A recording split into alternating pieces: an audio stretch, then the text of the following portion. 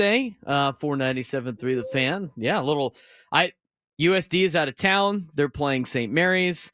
It's a series in which the St. Mary's Gales don't have lights for their baseball stadium, so all their games start in the middle of the afternoon, which means, I wouldn't have made it in time coming from the show up to Moraga, California. So wish Brock Ungrich and the guys the best of luck this weekend.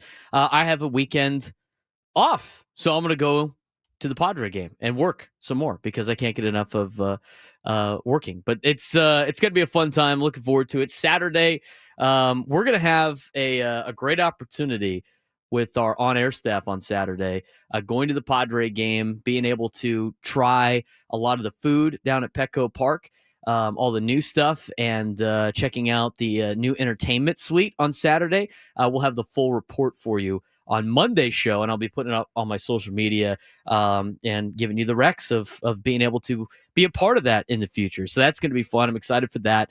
Saturday, I'll probably meet up with my friends, and then my parents are going. They have their own tickets. But Saturday night should be a fun night against the Colorado Rockies. And then on Sunday, I'll be going out to the game again and checking out the Padres Rockies series. So we'll see. We'll see what we got for the series. How many games do the Padres win? Well, that's an interesting question. That is something that I put out on the 97 Through the Fan Twitter page on at 97 Through the Fan SD on X. How Padres off to a great start. Rockies are not off to a great start. And we'll give you a full breakdown of the Colorado Rockies if you haven't been paying attention to the Rockies. They're not doing very well.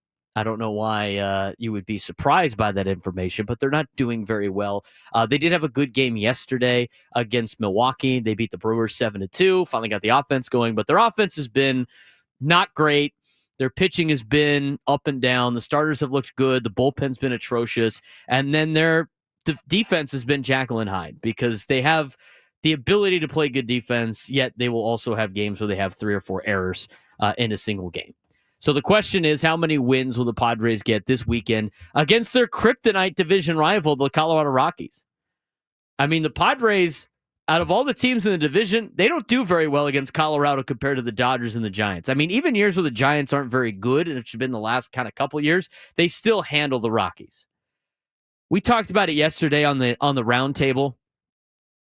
What has been the case for the Padres losing to Colorado? I don't even know if there is a legit reason for it. It's not like the Padres have played down to their competition against Colorado. They've had some good games against the Rockies, but the Rockies have always played up. Maybe it's that local tie with Bud Black. They got a couple other local products. Mickey Moniak out of La Costa Canyon just got picked up by the Rockies after he was cut by the Angels. Sean Bouchard, another local product for the Colorado Rockies. Michael Tolia has connections to San Diego for other reasons. And then Ryan McMahon is a SoCal kid out of Orange County. I mean, those are just some of the few names. I mean, they got a lot of Southern California kids up there in Colorado. I don't know if that's a factor at all, but it just seems like the Rockies give the Padres the most fits throughout all of baseball. In fact, the Rockies' most wins, I think, against a single team since 2010 has been the San Diego Padres. I can't remember the exact stats that Ben and the crew said yesterday on the roundtable, but it's been a situation in which the Rockies have dominated the Padres in the last couple of years. I mean, last year the Padres got swept by the Rockies and the Angels, which obviously cannot be something that becomes a norm in 2025. I don't think they're going to get swept by the Rockies again. I don't think they lose the series. I bet you they take 2 out of 3. If you get the sweep, that's great, fantastic. But if you want to vote on that, how many wins will the Padres get this weekend against their kryptonite division rival? 0, 1, 2, or 3 with a bunch of brooms. With you going to so many games this weekend, Braden, you are setting yourself up for an awful lot of credit or an awful lot of blame based on the results of these games. I'm undefeated at home so far, but who's not? That's why you're going this weekend. That's right. Who's not? Not all heroes wear capes. That's right. But so is my buddy. Remember last year the deal with Matt, my friend Matt, that was a Padres curse for a while. He had no wins for the first 10 games he attended. Well, he's undefeated too, and he has to remind me all the time that he's undefeated and to tell the people that were giving him S in the YouTube chat he's undefeated. But he's going to 2 games this week. He's going tonight and tomorrow. I don't know about Sunday, and we'll see. I mean, the Padres are undefeated at home, so that's another factor that you weigh in. How long can they keep the undefeated streak at home going? As Nate Taylor said, yeah, Matt turned it around. He did. I mean, he midway through the year last year, I don't know what he did at the trade deadline to up his stock, but he flipped the script, Nate. He flipped the script. He was helping out the ball club going to ball games. So should be a fun time. I know a lot of people that in the chat said that they were going to the games this weekend. I think we got a lot going on Saturday, so it should be a fun time. Padres and Rockies again this weekend. We'll talk more about that later on in the show. We're going to dive into the minor league report in a little bit as well. Some of the teams off to some pretty good starts. I thought this was an interesting article by MLB.com. We won't dive too far into it, but they ranked, or should I say they picked each organization's most stacked team in their org. Whether it's the Chihuahuas or the Missions or the Tin Caps or the Storm, they picked whatever team that they thought was going to be the most stacked roster. And we'll tell you about that in the next segment and kind of get you updated on what everybody's doing. Tirso Ornelas off to a strong start in AAA El Paso. Trenton Brooks was picked up during the offseason. The Granite Hills Eagle is playing down in El Paso now. He was able to hit a walk-off last night, his 4th, and added his 5th double. Now hitting .395 on the season with 16 RBIs in 11 games. Red hot and, making things interesting down there in AAA El Paso. We'll talk more about that. Buster Only had a bold prediction. We'll dive into some more bold predictions at 10:30 about Fernando Tatis Jr. It's not even that bold. I mean, they asked all of the ESPN asked for all of their insiders to come up with a hot take, and then they ranked it based on the weather at certain stadiums of how hot of a take it was. This is kind of a middle of the road take. This is like a nice day in Seattle take for Buster Only about Fernando Tatis Jr. Said he's going to win an MVP. I don't think that's that surprising. Now, hopefully he's in the lineup tonight. I know we should be getting updates, around the time that clubhouse availability opens. So that might be more towards Gwynn and Chris about, whether or not Fernando Tatis Jr. and Jake Cronenworth will be in the lineup tonight. It sounded like they would be in the lineup today. They're progressing that way, but you never know. So hopefully that is the case. I saw people were freaking out about the El Paso lineup last night because Eggy Rosario wasn't on in the lineup.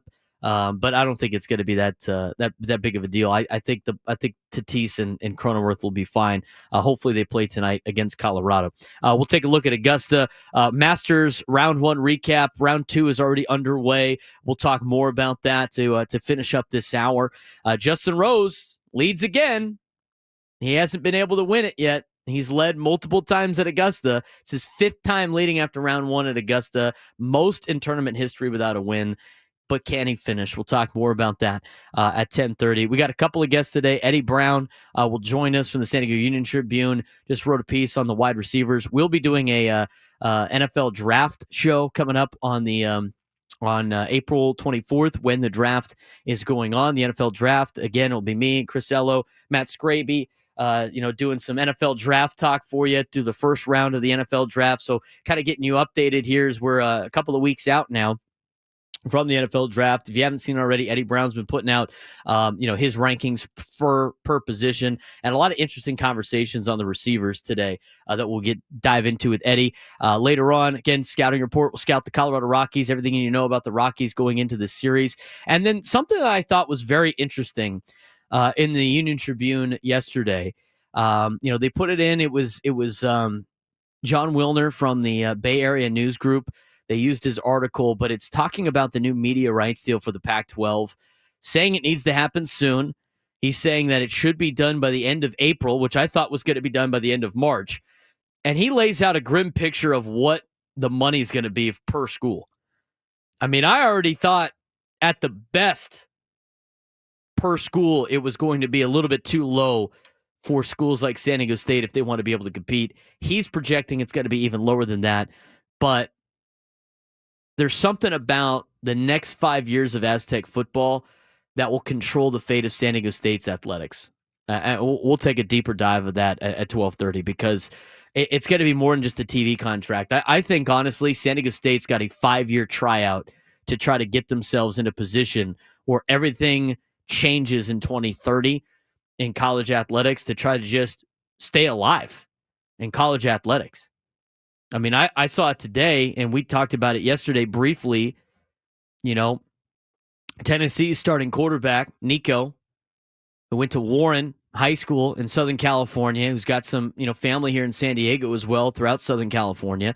He, the starting quarterback for Tennessee, allegedly from what I've heard, got a 4-year deal worth $8 million in NIL to go to Tennessee. He's holding out for a new contract. I mean, those are terms that you would never think would ever happen in the college world. He didn't go to practice today. He doesn't like his contract. He wants a new contract, whatever that may be. I mean, he's not an employee of the school. This is just NIL. He didn't attend practice today. Is he not going to go to practice until he gets a new contract? I mean, is he going to school? I mean, he's a student athlete. Is he still going to school, or is he not going to school until he gets his money? I mean, it's wild. It's a wild situation.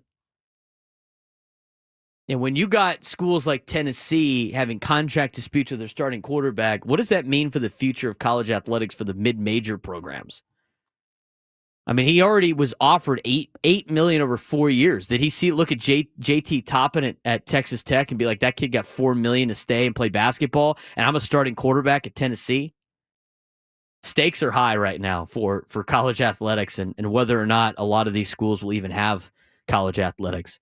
Trey Kills will join us at 1 o'clock. He'll give us a preview of San Diego FC as they take on Colorado over the weekend. Scotty Gange, 9 News, KUSA, sports reporter and anchor in Denver, and a local San Diegan will come on at 1:30 to give us a full preview of Padres and Rockies. A lot to get to on the Braden Surprenant Show. When we come back, update you on some players that are knocking on the door for the Padres to make, really push on Yuli Gurriel and some of the veterans. We'll talk about that and how the rest of the minor leagues are doing for the Padres.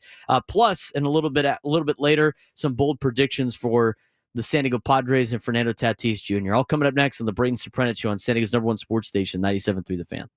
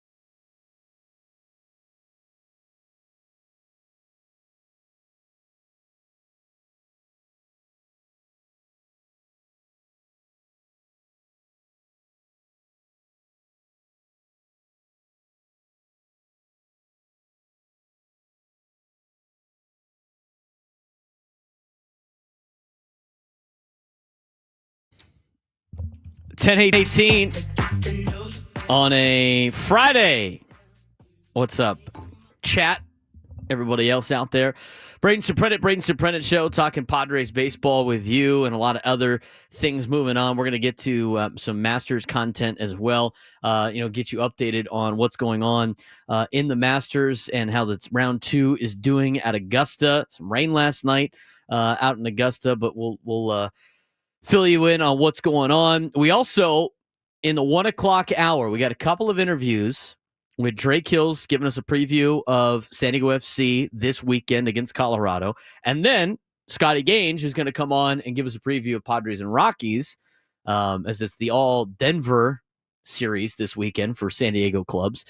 In between there, we're going to be giving away a pair of tickets to Monday's Padres game against the Cubs. First 40,000 in attendance will receive free Padres Aloha shirt. Tickets at padres.com/tickets. We gave away tickets yesterday. Scott from El Cajon won the tickets yesterday. He got the trivia question correct. We will have a trivia question for you in the 1 o'clock hour, and we will get you tickets. This is a hot item because I've heard from some friends that are trying to get to that game that it's been hard to get tickets. They've been trying to exchange tickets. The ones that have season tickets, they can't get it. It's a hot ticket to get the free Aloha shirt, Padres Aloha shirt.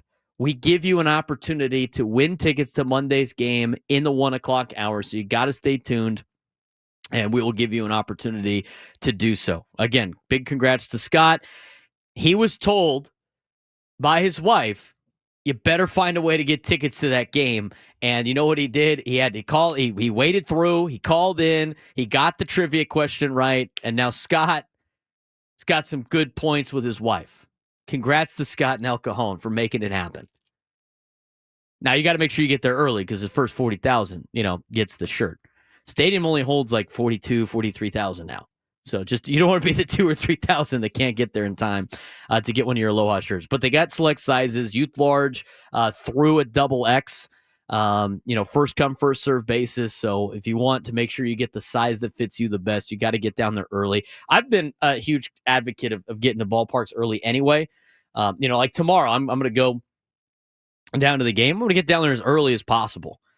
Enjoy the game. If you have an opportunity to go to a game and you're not one of those people that have season tickets that get to go every single night, right? If you want to really enjoy your experience, get down there early and take in all the amenities around Petco Park and inside Petco Park, because there's a lot of great places to check out. Like, I can't wait to go walk around the loft. I mean, I haven't seen the loft yet, and it looks pretty awesome.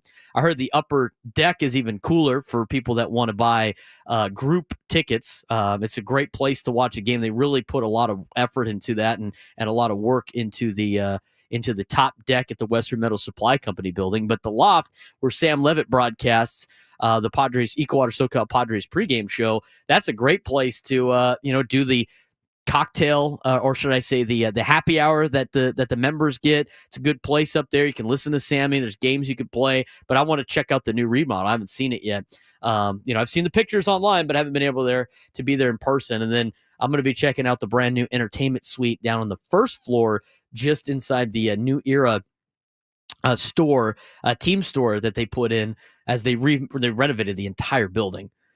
So I'll get you the full report on how that is. Again, you can get your group tickets and everything like that on padres.com/tickets. But we're going to be giving away tickets on for Monday's game coming up in the 1 o'clock hour. Let's talk about some of the minor league situations for the San Diego Padres, and I'll kind of go through what happened last night, and then we'll talk a little bit about or play a clip from Bennett Woods as they had a guest on from Matt Friars that really broke down some pieces that might be coming up that could come up for the Padres if the Padres want to move on from a Yuli Gurriel or a Jason Hayward.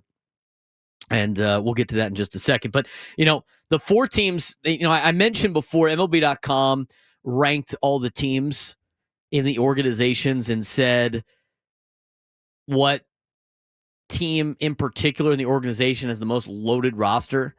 and they went with the Double-A team for the San Diego Padres, the San Antonio Missions. They're off to the best start out of all 4 teams in the organization. Missions won again last night in 10 innings. They won 4-3. This is the team that does have Ethan Salas on it. With the win, San Antonio is now 5-1 in the year. Number 2 prospect Ethan Salas was 0-for-3 with a walk and a run scored. Early season struggles. He only has a 449 OPS, but they continue to push Salas up the ranks right now and challenge the kid. He didn't have that great of stats in high A Fort Wayne either. But again, they're really trying to push him up the rankings here, or should I say up the minor leagues and get him to the big leagues as quickly as possible. Jagger Haynes is the 19th ranked prospect. He threw 3 innings last night, 3 earned runs in his start. ERA is now 6.75. Marcos Castanen is unranked, 4-for-4 with a double, an RBI, and a run scored. He's got a 1241 OPS. Manuel Castro, also unranked, 2 scoreless innings, 3 strikeouts, picked up the win. Romeo Sanabria, 0-for-4. But drove in the game winner in the 10th, still sporting a strong 1250 OPS for the 17th best prospect in the Padres organization. San Antonio now 5-1 in the year. El Paso won last night. They've been kind of around 500. They're 2 games under now at 5-7 after they beat Vegas. Trenton Brooks, who's not a ranked prospect in the Padres organization, hit a walk-off home run and added his 5th double, now hitting .395 with a .791 slug, 16 RBIs in 11 games, red hot and pushing for a call-up. He's looking for an opportunity. Trenton Brooks, we'll see where they're at with him. I got to check to see. I don't think he's on the 40-man roster, so you'd have to make a roster move. But he's making a push. We already talked about Oscar Gonzalez, who's now on the team with the Padres, who made a push. Tirso Ornelas, I know a lot of people are still trying to follow him, see where he's at. He went 1-for-2 last night with a double and a run scored. He's off to a strong start with an 810 OPS, the 11th ranked prospect for the Padres. Luis Camposano hitting the ball well, 2-for-4, 2 runs scored, a 947 OPS. And then Omar Cruz tossed 2 scoreless innings with 3 strikeouts, still holding a 0 ERA on the year. Reese Kinnear earned his first win since 2023 after Tommy John surgery as El Paso won 7-6 over Vegas. But is it Brooks? Is it Ornelas? Is it somebody else? That was asked earlier on the Ben and Wood show, and here's what we got out of it. I think looking through it, I mean, like you pointed out, Brooks with the walk-off home run last night has looked good. He's got a really high pull fly ball rate, up above 50%. The only concern I've sort of personally seen with him is that the exit velocity numbers are a little bit down. He only has about a 33% hard hit rate. I think there would be a consideration for Tirso. Tirso started to pick it up certainly here in more recent times. But I think it's going to be codependent on, say if Hayward goes down, are they going to bring up someone in the corner? Are they going to go defense first? I think, I would probably be somewhere between the idea of a Tirso or an Ellis, or probably going with a guy like maybe Jonathan Peraza. And Peraza, to your point, is someone who not only has hit the ball well, but he's someone who I think has a little bit of an underrated plate discipline numbers. He has the ability to take a walk. So while you'd be sacrificing certainly there with defense, you get a higher upside offensive profile from Peraza. They're talking about Peraza. They're talking about Tirso Ornelas, talking about Trenton Brooks. That's Clark Farenthold from Matt Friars, who was on with Ben and Woods earlier this morning. Looking at the 40-man roster again with some players that could be added. Tirso Ornelas is on the 40-man roster, so he's probably the next to potentially come up for San Diego if they decide to make a potential move. Brooks is not on the 40-man roster, which means he would have to be added, which means you got to take somebody off or hope somebody goes on the 60-day IL in order to make that happen. Same thing with Peraza. So my guess would be, the next one to potentially come up, for the Padres is either Tirso Ornelas or even a Connor Joe, because Connor Joe is on the 40-man roster as well. And he is a proven major leaguer to be a, not an everyday guy, but a major league veteran that can go out there and do a lot of things. So again, if the Padres want to move on from Yuli Gurriel or from a guy like Jason Hayward, that's kind of where you're at in terms of the minor leagues. And we talked about this a lot with the way that Yuli Gurriel has played and the way that Jason Hayward's played. And I like the effort out of both of them. I mean, you could criticize what you want. You can't, you can't say that they're not giving their best effort. I mean, they're just up there in age right now. So, if the Padres decide to move on from those two particular players, you always have to have a solution, right? There always has to be an option left. And if there isn't one, then you can't really criticize too much about why they're on the team. But when you got guys like Tirso Ornelas playing really well so far, and Trenton Brooks, and guys like Connor Joe and Jonathan Peraza, you got great you got options. And when you have the options, you can make these moves. You can make additions to the major league team. Highway Fort Wayne lost to Dayton last night. They dropped to 3-3. Leo did not play. Leo DeVries did not play in yesterday's game. So not much to report on there. Rosman Verdugo, the 24th ranked prospect for the Padres, went 2 for 4 with 2 doubles. Down in Lake Elsinore, they're off to a rough start. They haven't won yet. They're 0-6. They lost to Modesto last night, 18-4. Fifth best prospect in the Padres organization, Boston Bateman, made his pro debut for the 2023 second rounder. He went 3 1/3, 4 earned runs, 3 walks, and 4 strikeouts. His ERA is at 10.8. So a rough start for Boston Bateman and the Lake Elsinore Storm. That's it for the minor league report. But Fernando Tatis Jr. going to win the MVP this year? Is his only competition Jackson Merrill? We'll talk about that, plus some other bold predictions that ESPN put out there, whether or not we'll buy or sell them when we come back. This is the Braden Surprenant Show on San Diego's #1 sports station, 97.3 The Fan.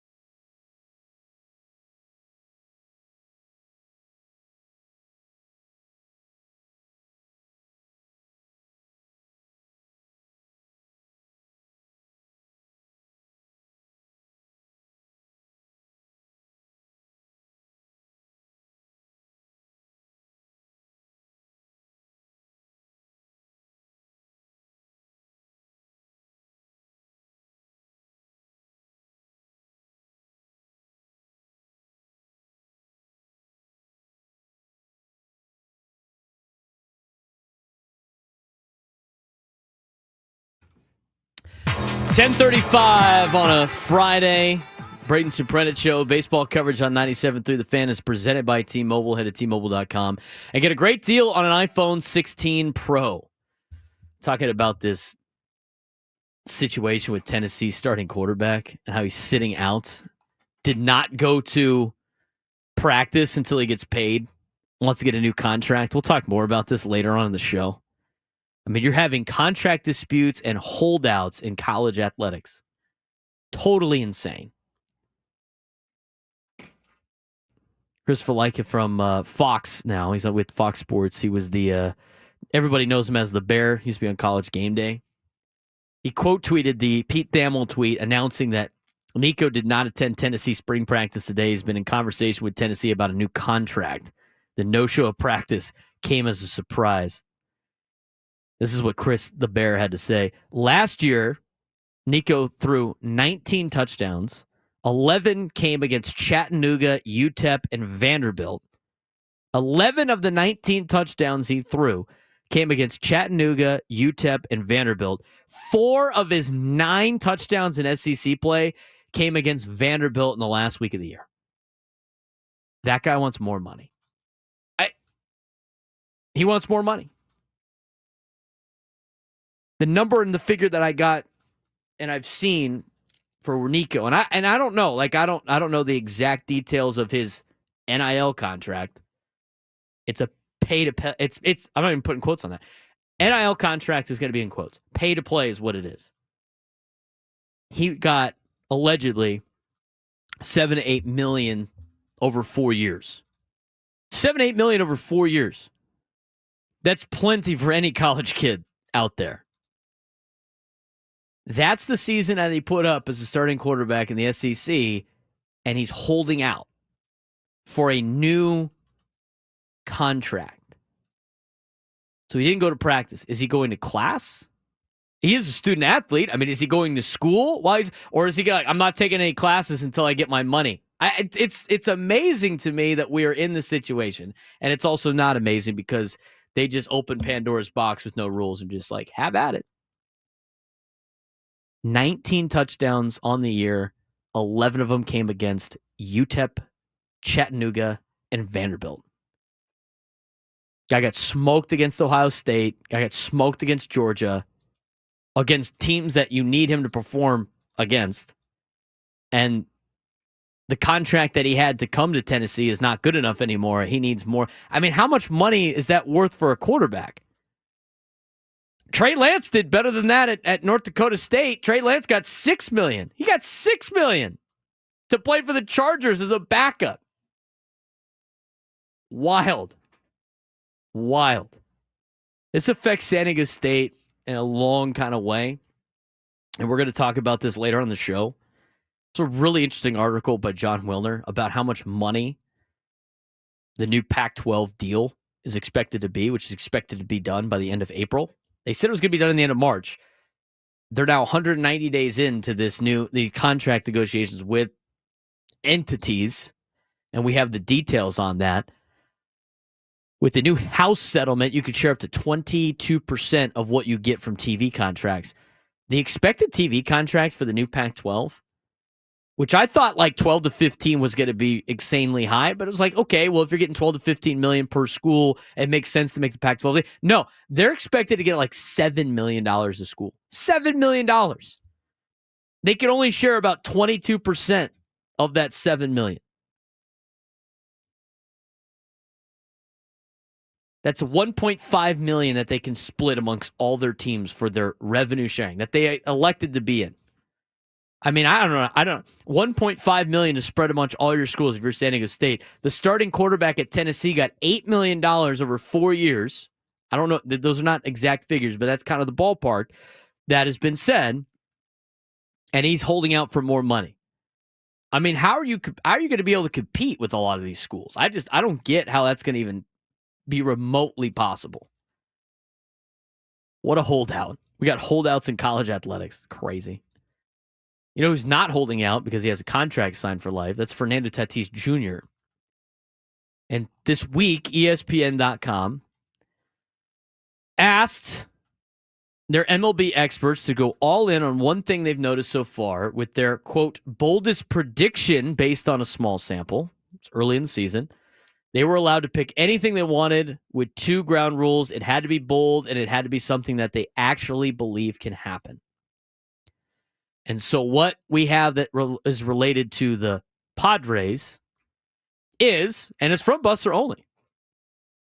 Buster Olney, who's a friend of the Gwynn and Chris show. Buster Olney, who, has been critical of the Padres of the past, former writer in town, said Fernando Tatis Jr. is going to finish in the top 3 in the NL MVP race. Top 3. I don't think that's very bold. They ranked all their bold predictions based on weather and stadiums, and this is called a May at T-Mobile Park in Seattle. I think that's pretty accurate. It's warm, but it's not like hot. It's more mild than hot. Fernando's already finished 4th and 3rd in the MVP voting in his career. It's not that hot of a take. And he's off to one of the best starts you could possibly ask. Now, hopefully, we don't have too much issue with the shoulder. I'm going to put that aside for a second. But you look at what Fernando has done this year and how he just seems locked in. And you hear the players talking about it too. And Tony said it yesterday on the roundtable, it just seemed different for Fernando from the get-go during spring training. And we can look at his metrics. I mean, I'll pull up his Baseball Savant page in the area that he's done the best. But as Buster only had to say in the article, after missing all of 2022 because of injury and PED suspension, this will be the year he returns to the top level at age 26. He's more patient, putting himself in counts and to do more damage. That is a big key. His small sample of early season numbers are eye-opening. He has more walks than strikeouts and has reached base in about 45% of his plate appearances. Why it's more mild than hot. The NFL is stacked with individual talent this year, so predicting anyone not named Ohtani, Betts, Soto, or Lindor will break through near the top of MVP voting has some heat to it, but we have indeed seen MVP-level play from Tatis during his young career, and at age 26, calling his place near the top of this year's voting seems a little more realistic than bold. Totally agree. You look at his Baseball Savant numbers, his batting run value through the roof, base running value through the roof, as expected. His expected weighted on-base average is at 500. That's in the 99th percentile. He's in the top 1% in Major League Baseball. And his expected weighted on-base average. His expected batting average is in the top 1%. His expected slugging percentage in the top 3% in Major League Baseball. Average exit velocity is in the top 20%. Barrel percentage, top 13%. Hard hit percentage, he's in the top 19%. And then here's the one that's the best stat, and we continue to monitor this throughout the year because in previous years, this hasn't been the case. I mean, even if you just look to last year. If you look to last year, Fernando Tatis Jr. was in the bottom 46th percentile of strikeout percentage. He struck out a lot. And his walk percentage was low too. 46th percentile in strikeout percentage, 40th percentile in walk percentage. That's last year. So far in 2025, in a small sample size, batting in the leadoff spot every single day, his strikeout percentage is in the top 6% of Major League Baseball. I mean, that is elite level of not striking out. Elite. 94th percentile, the top 6% of Major League Baseball in strikeout percentage. He's striking out 9% of the time. His walk percentage is a lot higher too. That's in the 77th percentile, which means he is in the top 33% of Major League Baseball players in walk percentage. He's walking 13.5% of the time. Last year, he was walking 7.3% of the time, which was in the 40th percentile. Really incredible stuff from Fernando. Being patient at the plates, leading to a great start to the season. Hitting .364, the .442 on base, a .523 slug, and a .965 OPS. And the thing about him batting leadoff, and I think this comes with the culture of the team, and why I think guys like Fernando and Jackson are going to have good years and continue to push for an MVP, is the fact that the talent around him and that culture and that camaraderie and that trust in each other is paying dividends for them early on in the season. Because Fernando, when he bats leadoff and he does work a walk, he doesn't feel like he has to go out there and do too much. He could just pass the baton. The guy that's hitting behind him in Luis Arraez gets base hits all the time. No, we do not have a lineup yet. We won't have a lineup until probably the end of the show. But when you're Fernando, and you could go up there, right? And you go up there and either there's nobody on base, or even if there's somebody on base, and knowing that you could be more patient because,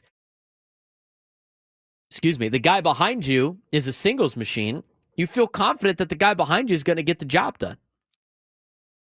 You can't be more confident in a guy getting a hit than the 3-time batting champion in Luis Arraez behind you, right? I mean, there's nobody else behind you in the order that you're thinking percentage-wise is going to get a hit more than Luis Arraez. So you could work a couple more walks.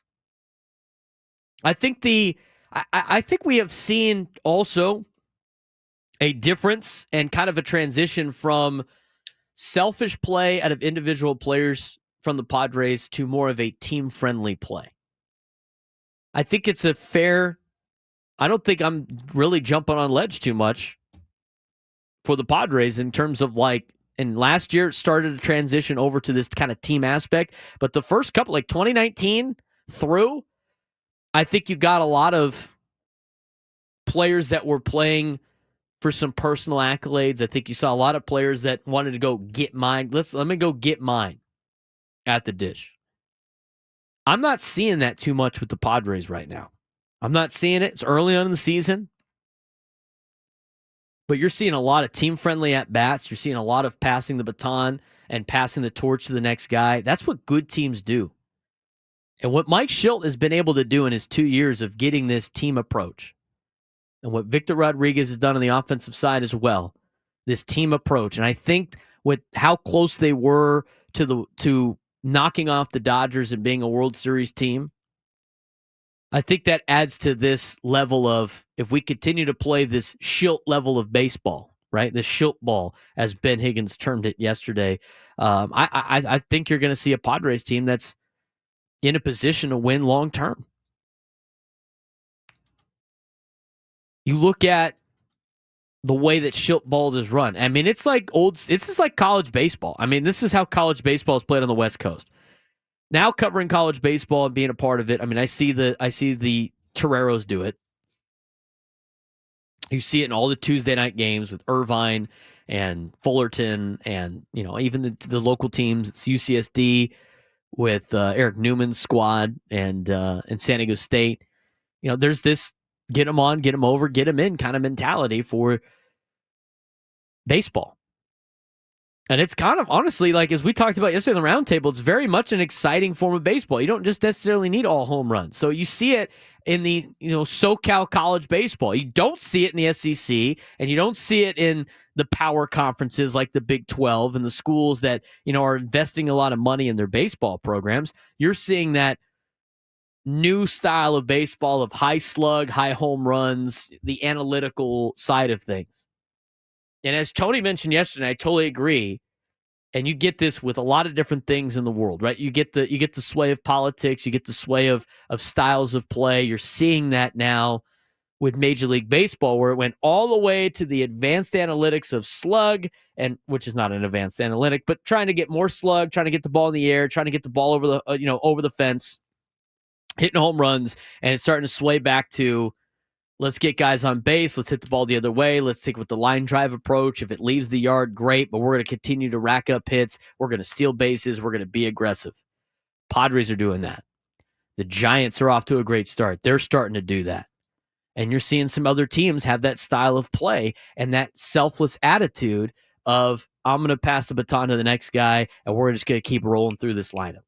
I think that's a big reason why you see the Padres racking up double-digit hits every single night, almost every single night. And so what this does for a team, when you have that confidence in your teammates around you, you don't go up to the plate having to do too much. Fernando doesn't have to go up there and be like, I gotta get a knock right here. I gotta put the ball over the fence if we want to win. Because the guy behind me is not going to do it. But they have that trust, they have that confidence now, and when Fernando is not swinging out of his shoes on pitches low and away or pitches way out of the zone that even if he makes contact with, he will not do anything with it, all of a sudden he can make it more comfortable. He can slow things down. He doesn't have to swing it at pitches out of the zone. And then after he takes a pitch and maybe walk, he starts walking enough. Once he gets that pitch in the heart of the plate, he can go hunt. And he's ready to hunt. And he's done that when he makes contact. I mean, he has been out there hunting. You love to see that out of your leadoff guy in Fernando. That's what makes him a great leadoff player now, even more so than before. I mean, before, the knock on him being a leadoff guy was he doesn't walk enough. He's starting to walk a little bit more. And if he's not swinging at pitches out of the zone that's going to lower his average because he can't do damage with it, he is poised to have an MVP-type season. I think Jackson Merrill's, in the same boat, and he's going to miss some time with a hamstring, and hopefully he's back on a limited stay on the injured list with his hamstring injury. But you could have, I think the bold prediction instead is the San Diego Padres are going to have 2 top 3 MVP vote getters in the National League. Because I think it's going to be Fernando and Jackson Merrill. That's a bold statement. That's a hot take for 2025 in the National League. When you got players like Ohtani in Los Angeles that could pitch and he can hit. We'll see what his pitching is like this year if they let him pitch later in the season.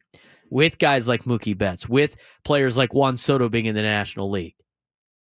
You have 2 MVP candidates on your team right now, and neither of them are named Manny Machado, who could also have a great season for the Padres as well.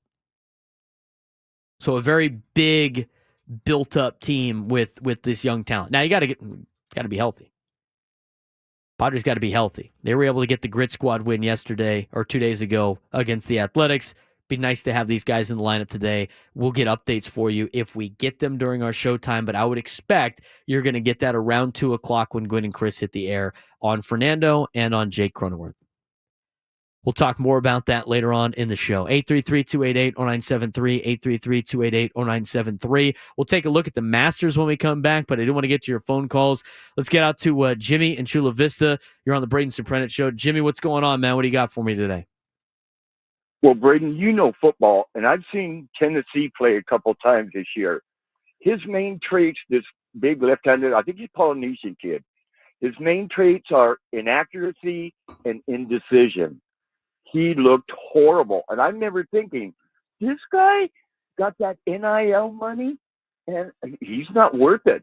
Drive him to the airport and get rid of him. They'll have their pick of quarterback. And this guy, he didn't impress me. And, I've only been following sports since 1973 when the editor of the San Diego Union Tribune turned me on to the NFL draft. And so you get to look at what the scouts look for. And he's in over his head asking for what he's asking because he's not that good. I agree, Jimmy, and I appreciate the phone call. I mean, I watch a lot of Tennessee football now. Again, my brother's an alum. I've gone to Tennessee. I've gone to Neyland. I've gone to games. He ain't better than Hendon Hooker. I can tell you that. He's not better than Hendon Hooker. And Hendon Hooker, even though he was 20, he had a great season in 2022. I mean, if he was putting up numbers that Hendon Hooker did with Josh Heupel's offense, then yeah, sure, ask for more money. Strike while the iron's hot. But as mentioned before, I mean, he's not a polished quarterback. He's still young, learning, but if he wants more money, that quarterback room for Tennessee is good enough as it is. Don't let the door hit you on the ass. We're Tennessee. We can go find money to go get somebody else. I'm interested to see how that plays out. We'll get you an update in Augusta, Georgia at the Masters. Justin Rose had the lead after round 1. Can he continue it through the weekend? We'll discuss next on the Braden Surprenant Show on San Diego's #1 sports station, 97.3 The Fan.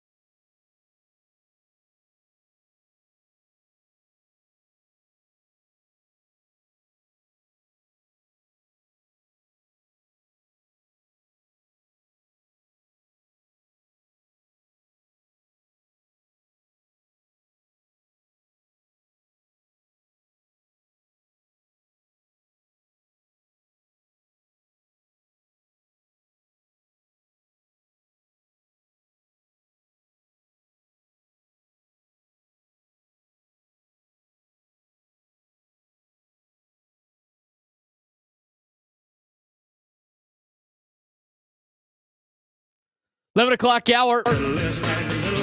Getting geeked up for the NFL draft. That's Adam Klug's wheelhouse, is the NFL draft. I think every sports fan is a sicko of one particular sport or topic. For our program director, brand manager, Adam Klug, it's the NFL draft. This guy was looking up draft. He was reading an article about draft strategy for the Cleveland Browns with no rooting interest in the Browns whatsoever. He's a Falcons fan. He's Atlanta and Georgia through and through. Draft strategy for the Cleveland Browns. That's how much this guy is a sicko about the NFL draft. There's at least a tangential connection to the Falcons, because I want the Falcons to trade Kirk Cousins to the Browns. And so, like, are they going to take a quarterback? Blah, blah, blah. So there's at least tangential, but even if there weren't, I'm a draft sicko. I'm a fantasy football sicko, and I'm in a keeper league and dynasty, all that stuff. So, like, yeah, I'm really into the NFL draft. I think the draft is great. I think I'm an SEC guy. I'm from the South. Football matters. I'm wearing my Georgia National Championship shirt. So, you know. No contract holdouts there. Not yet. The Tennessee thing's hilarious to me. Absolutely hilarious. Just like play stupid games, win stupid prizes. It's like what did he do to like deserve an extension or a raise? If we drop those stats in the NFL, you know, and that was the numbers that he put up against the teams he put him up against, and your starting quarterback wanted a raise, you'd be like, I can't believe this guy. Like, see ya. It's Tennessee, man. They can go get whoever they want. And it's like, he might have overplayed his cards. We'll see. He's holding out. He's not going to practice. Is he going to class? If he ain't going to practice, he probably ain't going to class. But who knows? I don't know. 833-288-0973, 833-288-0973. We got the Masters going on this weekend. Speaking of Georgia, you ever ventured to Augusta, Adam? Not like the, just like the city in general? I have been one time. It was not for the Masters. I was traveling with my buddies, and one of them went to the Medical College of Georgia, which is located in Augusta. That's literally what the city of Augusta is known for: the Masters and MCG. Wow. Okay. Would you like to know what the nickname of Augusta is? Sure. Disgusta. Oh, wow. I mean, it is not well thought of. Aside from those two things. The Masters.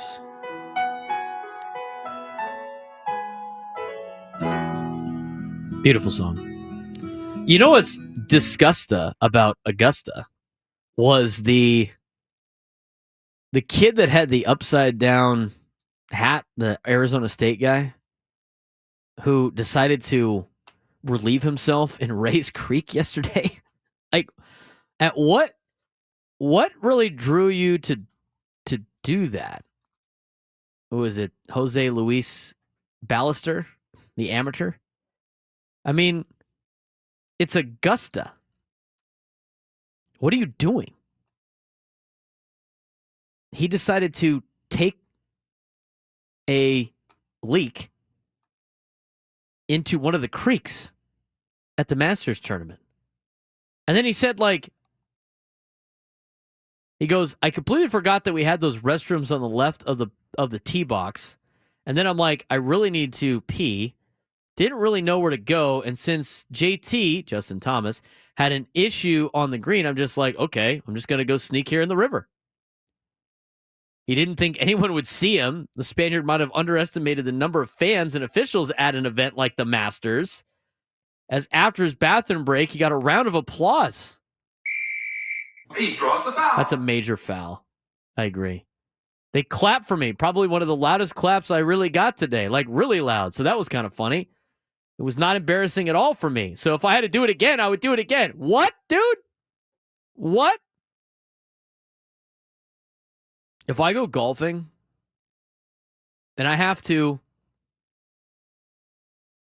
urinate at some point, it's not going to be in the creek or the river at said place. I mean, that's where it gets me. I'm like, you couldn't like sneak off behind like a tree or something like that, or in the shrubbery somewhere. It was in Rays Creek.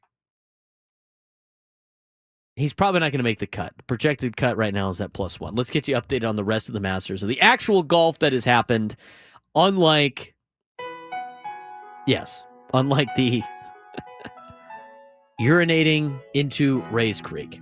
Well, Masters round 1 recap. Justin Rose led after the first day, and he continues to lead as he just started his first round. He's 1 under in round 2. Actually, he's done. He did finish today. He's still in the lead at 8 under on the tournament. He shot a 7 under, 65 to take the solo lead. This is his 5th time leading after round 1 at Augusta, most in tournament history without a win. Previous 4 times leading after round 1 couldn't close. His worst finish was tied for 36. His best was solo for 7th. He's a 2-time runner-up, still chasing his first ever green jacket. Quote from Rose, "I've played well enough to win this. I just don't have the jacket to prove it." He's come up empty twice, 2015 and 2017. He leads currently after he led after the first day, and he has finished today through 2. And he shot a 71 today. So he went 1 under today. He's finished. He's 8 under on the tournament. He has a 1-stroke lead on Bryson DeChambeau, who's through 13 this afternoon. Other key storylines in the first round. Scotty Scheffler is lurking at 4 under, at least after day 1. He's now at 5 under for the tournament. He's 1 under today through 2. He's only played 2 holes. He has dropped 1 spot. He's a 2-time champion in striking distance, looking for his 3rd green jacket in 4 years. Posted a steady bogey-free 68 to stay near the top of the leaderboard. He's definitely within striking distance. He is now 3 strokes behind the leader in Justin Rose, but 1 under today through 2. He shot a 68 as mentioned in round 1. Rory, he faded late yesterday. Was 4 under through 14 holes before stumbling with double bogeys on 15 and 17. Finished even par, 8 strokes back behind Rose. A familiar Masters trend. Rory has only broken par once in the first round in his last 8 appearances. But guess what? Rory, in round 2, 5 under through 14. That has bumped him up to 3rd place, tied for 3rd. He's now only 3 strokes behind the leader of Justin Rose. Justin Rose only going 1 under today, and the field kind of catching up is making this thing very entertaining coming through the weekend. Rory's jumped 24 spots since yesterday. So he is 500 through 14. He's a finish strong here in the second round, but he is well within striking distance. Again, he doesn't do well in the first round of the Masters. He has only broken par once in the first round his last 8 appearances. How are the LIV golfers doing in contention? 5 LIV players are inside the top 11 after round 1. Bryson DeChambeau was 3 under yesterday. He's now up to 7 under for the tournament as he's 4 under through 13. He's in 2nd place. Tyrell Hatton was 3 under. As of yesterday, Patrick Reed, Cameron Smith, Bubba Watson, all 1 under.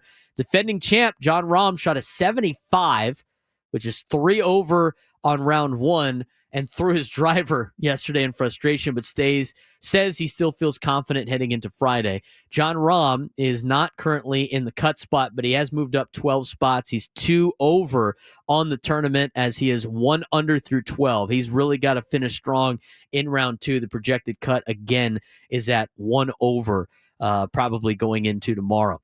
So Jon Rahm's got some work to do. What to watch for today, whether or not Justin Rose holds it together. He did so far. He did in round 2, at least with being 1 under. That extends his tournament score to 8 under. He has shown he could go low at Augusta, but needs to maintain his form over the weekend to finally break through. Cut line watch. Couple of big names in trouble. Jon Rahm, Phil Mickelson, Brooks Koepka, Patrick Cantlay, Max Homa, Dustin Johnson, Tony Finau, Will Zalatoris. They were all 2 over going into today. Rahm and Mickelson were 3 over. Adam Scott, who hasn't missed a Masters cut since 2009, was 5 over since it was 5 over yesterday. Rahm's still in a spot where he needs to try to catch up a little bit. Patrick Cantlay, Phil Mickelson, all the same players that we talked about before. Tony Finau, they are continuing to, kind of maintain, but they got to get under the 1 over mark, as that is the projected cut for the for the weekend tournament. So trying to make the weekend, trying to find Adam Scott today, see what he did. But he might have actually come out of it. And I'll get you an update on that when I can find his name in just a little bit. Weather watch, there was supposed to be some overnight storms with rain ending around 9 in the morning. Seems like everything is fine now. Looks like they avoided most of the rain. And again, the leaderboard after round 1 was Justin Rose 7 under. But now taking a look at it, Rose is 8 under and 1 under today. That is done for the day. Bryson DeChambeau is 7 under on the tournament, 4 under through 13. Matt McCarty has made a little bit of a push. He's 5 under, tied with Rory and Scotty Scheffler. They're tied for 3rd with Corey Connors. They're all 5 under for the tournament. McCarty's done today. He finished 4 under in his second round shot of 68. Rory, as I mentioned, 5 under through 14. Scotty Scheffler 1 under through 2. He's still got a lot to play early on in the contest. Other notable names for you throughout. Xander Schauffele has made a little bit of a push. The San Diego product. He's 2 under on the tournament. He's 3 under today through 14. He's jumped up 19 spots. So Xander making a push there in the tournament. Other notable names. JT is 1 under on the tournament. He's 2 under through 2 as he just kind of got underway. Max Homa has now pushed. He's now even on the tournament. He shot 74 yesterday, shoots a 70 today. He's going to make the cut most likely coming up. Jordan Spieth even on the tournament. And then you look at guys like Dustin Johnson. He's 1 over, really close to the projected cut, 1 under through 17. He really needs to have a nice final 18th hole to really solidify himself in the first round cut. So that's a look at what's going on at the Masters. We'll try to keep you updated on some of the other scores. Again, a couple of golfers have just gotten underway, and a lot of them have already started to finish.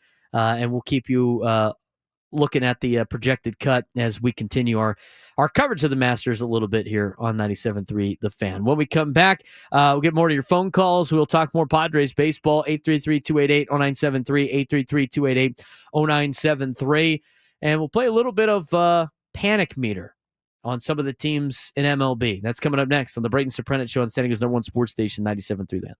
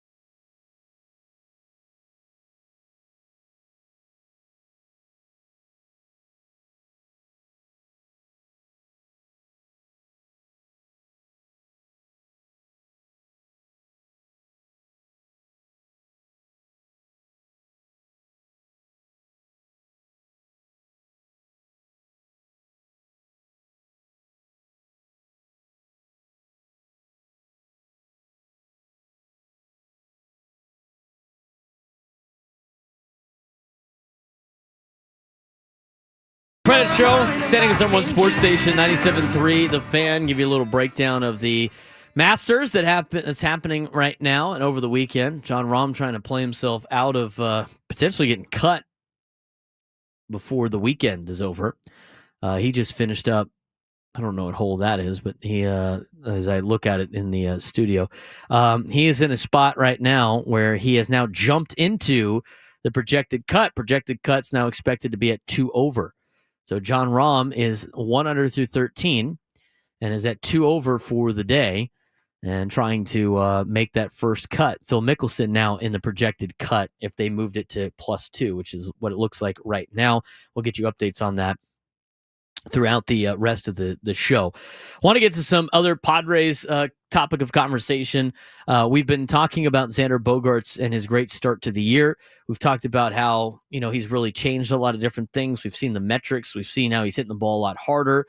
He talked about over the offseason how he put a lot of work in, a lot of time in, lost 10 pounds, wanted to get in shape in order to play shortstop and really contribute to the San Diego Padres, who is, last year was a year that he didn't really want, that he, nothing to write home about. He missed a significant portion of last year as well due to an injury. But, he's off to a lot better of a start. His whiff percentage is low. He's squaring balls up a lot better. He's hitting them a lot harder. He's got his batting average to 304, really off to a pretty good start to the season, and hopefully he can keep it up. But there's a couple of things that it looks different in his swing that has kind of helped propel him to be at this new level, right? And here's some of the things that were talked about with his swing on MLB Central this morning on MLB Network. The difference between his swing between last year and this year, but then also kind of going to a vintage look for Xander Bogaerts. Here's Mark DeRosa on MLB Central. Down the line, Xander Bogaerts, his swing actually looks, D-Row, pretty similar. He I hate saying old school, new school. He has our generation mentality of attacking the baseball. Mm-hmm. To me, this is how I was taught. What do you mean? You're driving, you're thinking down through the baseball, run this back. I teach my son something completely different. I want you to watch his back elbow. We were taught, get to the point of, get to the load, and you want to think this bottom hand is coming down and through the baseball. And this is kind of along for the ride. In today's game, and my son, I'm trying to get him to almost not dump this back elbow, but I want it driving into the slot, and I want him on plane here, where we were thinking, get on top of the ball. Watch this. This is it's a move down to the baseball, and then it levels out. And Bogey out to a great start this season as well. That's still played, by the way. But what I'm looking forward. So that's a little bit of a swing breakdown of him attacking the ball and swinging down on the baseball, and it's leading to a lot of line drives. I mean, that's anti-launch angle, right? And anti, trying to hit the ball over the fence. That's a line drive approach. Staying on top of the ball, hands on top of the ball, driving it to the gaps, driving it to different parts of the outfield, which is a lot different than what you see out of a lot of these guys with launch angle and everything like that. I mean, if you look at a lot of the, expected batting average, everything like that, and everything that comes with the advanced analytics, a lot of it comes from launch angle. And his launch angle is drastically different between this year and last year. His launch angle last year was 10.9 on average. His launch angle this year is 6.9. I think you can see that with the swing. The last time that he had a launch angle that low, in fact, it is the lowest since 2015. And that was the side-by-side comparison that they did, was Xander Bogaerts' swing in 2015, his first year in Major League Baseball, and his swing in 2025, this season. And the launch angle was way down. When he was in like 25, 26, when he was in 2018 and 2019, when he was putting up some really good numbers, he had a lot better of a launch angle. But you start looking at being a high contact guy and being a line drive player, which is what the Padres need him to be, not necessarily a home run hitter. That's how it leads to creating harder contact, better hit baseballs, line drives, and really a reason why he's hitting the ball just as hard as he's hit all his whole career. I mean, 112.2, it's his hardest hit ball that he has had all in his career since 2022 when he had one at 113. I would imagine that's probably going to escalate as it starts to warm up a little bit in Major League Baseball. But Xander's off to a great start. No time to panic with him, but there is time to panic with some other teams in Major League Baseball, perhaps, as the panic meter has been instilled on an article by Matt Snyder on CBS Sports, with a couple of teams in Major League Baseball that have not necessarily gotten off to great starts that were expected to be contenders at the end of the season. One of them being the Atlanta Braves. We saw the Braves here to start the season. The Padres went 4-0 against Atlanta, jumped off to a hot start. And Atlanta right now is 3-9. For as great of a start the Padres have had, the Atlanta Braves have had probably the worst start you possibly could have. What more could possibly go wrong for Atlanta? They started 0-7 on a difficult West Coast swing in San Diego and LA, which they don't have to do the rest of the year. Acuna Jr. and Spencer Strider aren't back from major injuries. Matt Olson is hitting a $190 with a .333 slugging percentage. Ozzie Albies has a 53 OPS plus. Austin Riley hitting .224 with 17 strikeouts and 3 walks. Michael Harris II has a 51 OPS plus. Sean Murphy started the season injured, and Jerickson Profar got hit for PEDs. On the pitching side, Chris Sale and Ronaldo Lopez have gotten hit enough. Is this it for the Braves? Well, to kind of calm everybody down on Atlanta, they have won 3 of 5 and just took a series from Philadelphia, who looked good over the weekend against the Los Angeles Dodgers. A lot of those players are going to play a lot better than they're doing right now. They're off. Collectively, they haven't really had a great start to the season. What's the panic meter on the Atlanta Braves on a scale of 0 to 10? I'd give it like a 3 max. I think Atlanta's going to be able to turn it around. I think they're going to get Ozzie Albies back. They're going to get Ronald Acuna Jr. back at some point during the year. Strider's been excellent in his 3 rehab assignments. He was excellent at the end of spring training. He's expected to be back before the end of April. And when you get him back in the starting rotation and Acuna's back and firing, plus, Austin Riley, Ozzie Albies, Michael Harris II, they're all going to slowly start to turn things around. And as Brian Sticker said after the 0-3 start in San Diego before the Sunday game, if we do this in the middle of the season, nobody even notices. And that's 100% true. Panic meter not very high on the Atlanta Braves. Minnesota Twins, they're 4-9. They won a game in Texas against the defending champion Rangers on August 17th last season, and there were only 2 games back of the AL Central and holding on to a second AL wildcard spot. They would then go 12-27 the rest of the way to finish the year, which was only better than the White Sox and the Angels last season among the 30 teams. And they picked up right where they left off. Won 2-3 against the still hapless White Sox and have gone 2-8 in all their other games.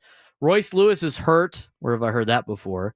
While Byron Buxton and Carlos Correa struggle, offense is hitting collectively under 200 with no one on the team even hitting 275 in the small sample. Harrison Bader's 273 and Matt Wallner's 270 lead the way. Pablo Lopez and Joe Ryan have been great, but the rest of the rotation has been awful, and now Lopez is on the injured list. Next 3 teams on the schedule: Tigers, Mets, and Braves. I think the panic meter is way high on the Twins, unless you think they weren't expected to be good at the beginning of the season, which they weren't really. So they're kind of playing at kind of the level that I think a lot of people thought they'd play at. I'd give the panic meter in terms of trying to win and make the playoffs at maybe a 7. I don't know where they're going to turn things around. They got aging players that get hurt a lot. Correa's not doing that great. He was already a red flag enough for the Giants to not sign him, and neither the Mets, in which he ends up signing with the Twins. Royce Lewis is always hurt. Byron Buxton, even though he's not hurt right now, he's been a problem in terms of the injury department. I don't see that really turning around anytime soon. And they got, Chris Paddock's out there giving up 9 earned runs to the White Sox in his starts. Panic meter very high. Seattle 5-8. They're favorites to win the AL West this season in some systems.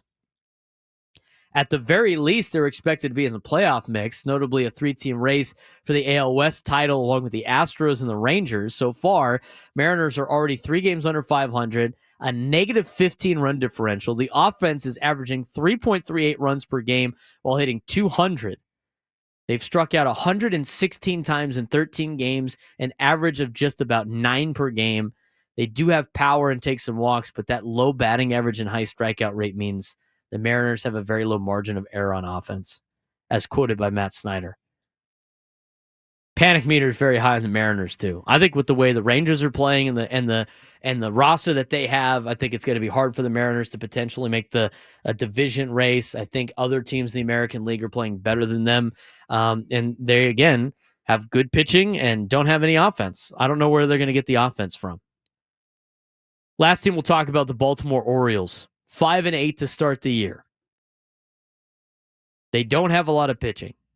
They've had injury issues, and those can't be helped. But the rotation depth was a problem heading into last offseason, and they still didn't go out and rectify it. Kyle Bradish and Tyler Wells already out, as were known heading into the offseason. Grayson Rodriguez and Zach Eflin have joined them on the injured list. Trevor Rogers is there too. Not that he helped out last year when he was healthy. The result is a 4-man rotation right now for the Orioles. They do have a talented offense, but they can't pitch. And they don't have enough pitching. And they're 5-8, and it's not going to get any better. And an organization that doesn't like to spend money, that's hogging their prospects, 5-8 is going to be tough to get out of. Panic meter for the Orioles, to me, is close. Because they're very talented, I'm going to knock it down a little bit, but I think they're at like a 6. I think it might be time to panic a little bit if you're Baltimore. It's starting to crank up a little bit further, but I'm going to go with a 6 with some of these teams off to really tough starts. 833-288-0973, 833-288-0973. We were talking some NFL draft earlier off air. When we come back, we'll get you everything you need to know on some of the receivers in this year's draft for the NFL. As Eddie Brown for the San Diego Union Tribune joins me next on the Braden Surprenant Show on San Diego's #1 sports station, 97.3 The Fan.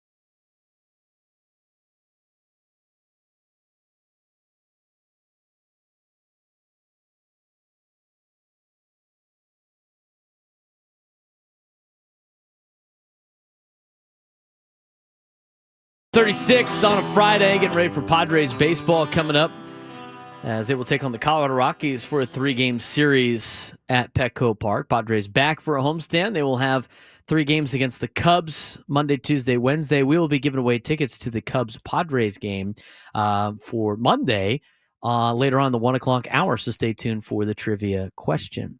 But right now, with the NFL draft a couple of weeks away, we're going to have our draft expert, Eddie Brown from the San Diego Union Tribune, come on and talk about his latest breakdown, which is the receivers coming up in this year's draft. A lot of top-level weapons for a lot of teams to go add to their rosters. Obviously, one of them being Travis Hunter. We'll talk about him in just a little bit. But Eddie, long time no talk. What's going on, man?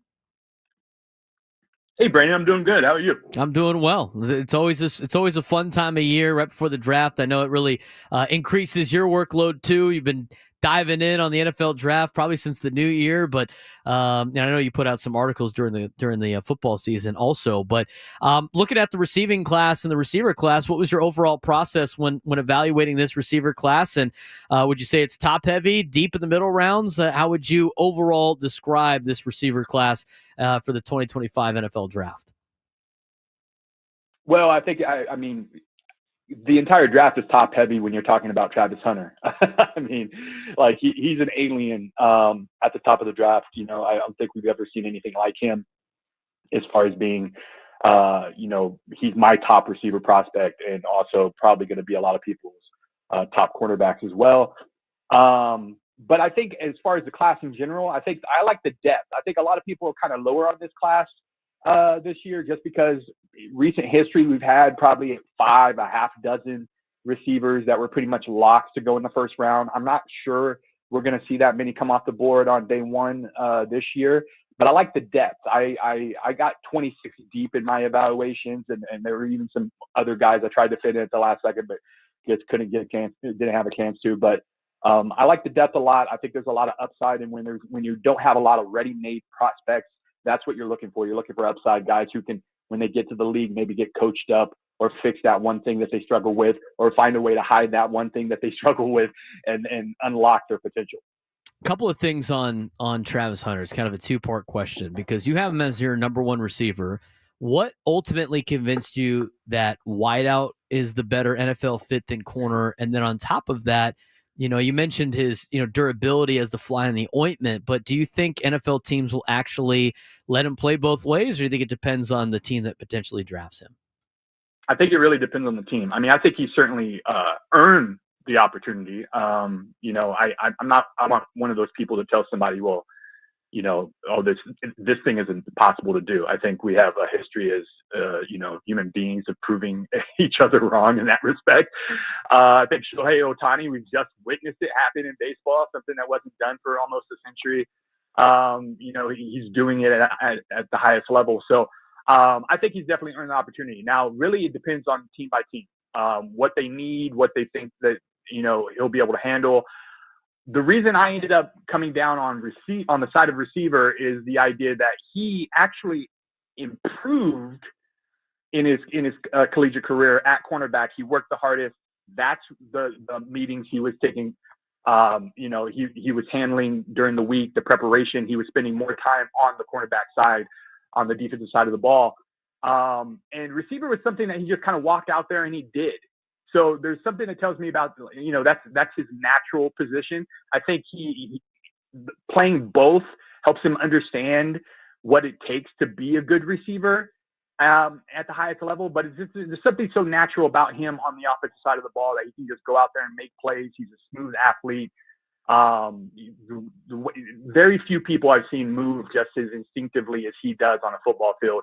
And my thought process is, why not get the ball in his hands as much as possible? Because when he's on the defensive side of the ball, obviously he's going to make plays and, the ball tends to find him. But you're talking about, maybe at best, probably maybe like a half dozen interceptions a year, if that's something he's doing full time. My thought process is on offense, you can definitely get him the ball, that many times per game.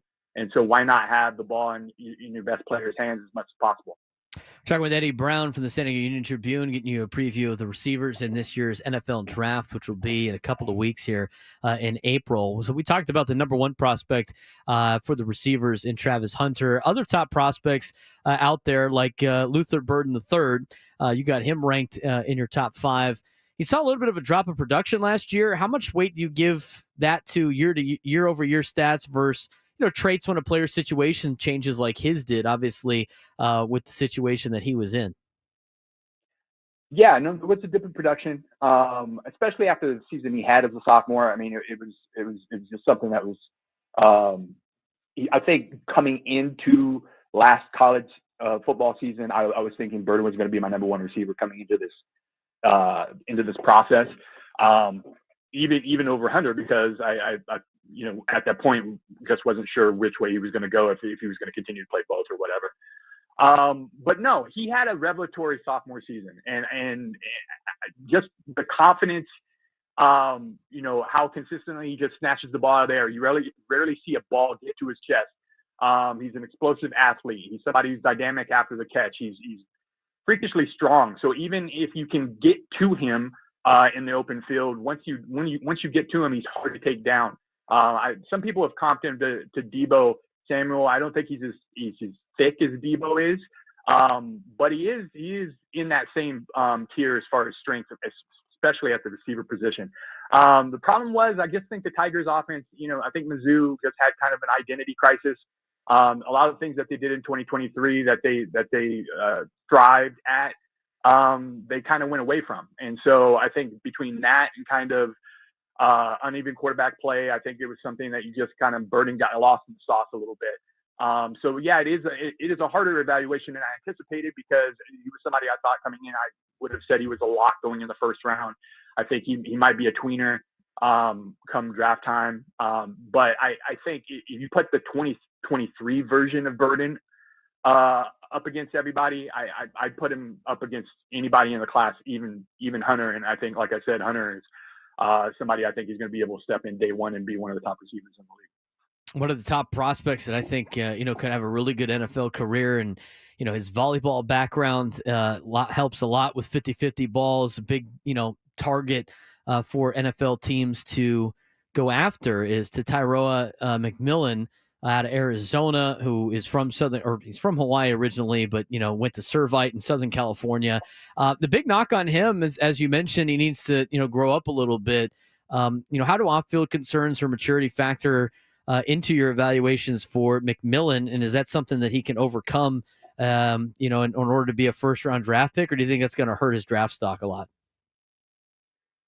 As much as I'm hearing about it, I think it's going to affect his draft stock a little bit. I think it's somebody, if you just look at his skill set and his athletic profile, he's a big guy. He's highly productive. I think usually that guy would go in the top 10 or have a shot at the top 10. And I still think he has a shot at the top 10, depending on what Carolina does at 8, and then potentially what the Cowboys do at 12. So top 15 is definitely there for him. But if he falls past those teams, it could be a long night on day one of the draft. It could be seeing him probably go in the 20s or something, which I think if you would have told me coming into the season that was the case, I would have been a little surprised. Maturity is, we all have to grow up, right? And right. So it's one of those things to where it popped on tape. That's what I don't want to watch. I don't want to see it like it's one thing he has. Look, clean off field. Like there's no issues with him there. There's nothing going on in the news or anything like that or otherwise. But you see the body language. You see when he's not getting the ball. You see, he's somebody that he basically had his run of the place in Arizona, where he was coddled because he was a very talented player and he was essentially one of the biggest cogs in their offense. And he had his best friend throwing him the football. So it's one of those things to where that's not going to fly in the NFL. And so he's going to learn that quick. I think he did some of that last season. I think he grew up a little bit towards the end of the season. You started seeing the body language improve. But it's one of those things to where that is something a team will take into account. Now, obviously, it's the wide receiver position, so it's notoriously filled with divas and people who have a strong personality, so that's not really a big thing. I don't think it's going to keep him from going in the first round. He's definitely a great talent. He's somebody who can go up there and win 50-50 balls, like you said. I said he had Mr. Fantastic arms. There's something about it. If the ball is even remotely close to his vicinity, he's probably going to come down with it. So that's not a lot of guys do that. There's not a lot of athletic profiles in this class specifically. You see 6'4", 215 guys. So I think that's going to, help his draft status stay locked in the first round.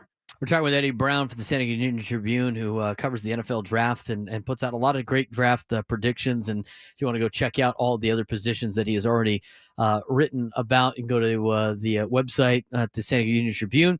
Last kind of question for you, Eddie, in terms of receivers, and it's kind of, and we've seen this as of late. We've seen a lot of, ex-quarterbacks turn receiver go and have success in the NFL. We're talking about guys like Nick Nash, and then, of course, a guy like Savion Williams, who played receiver his entire college career at TCU, but was a high school quarterback. Saw him run some Wildcat stuff last year. How do you evaluate guys like them who have a lot of tools, lack a little polish? What's the difference between, kind of raw and unreliable in scouting terms? But, overall, how do you evaluate that player that does a lot instead of just being a typical receiver?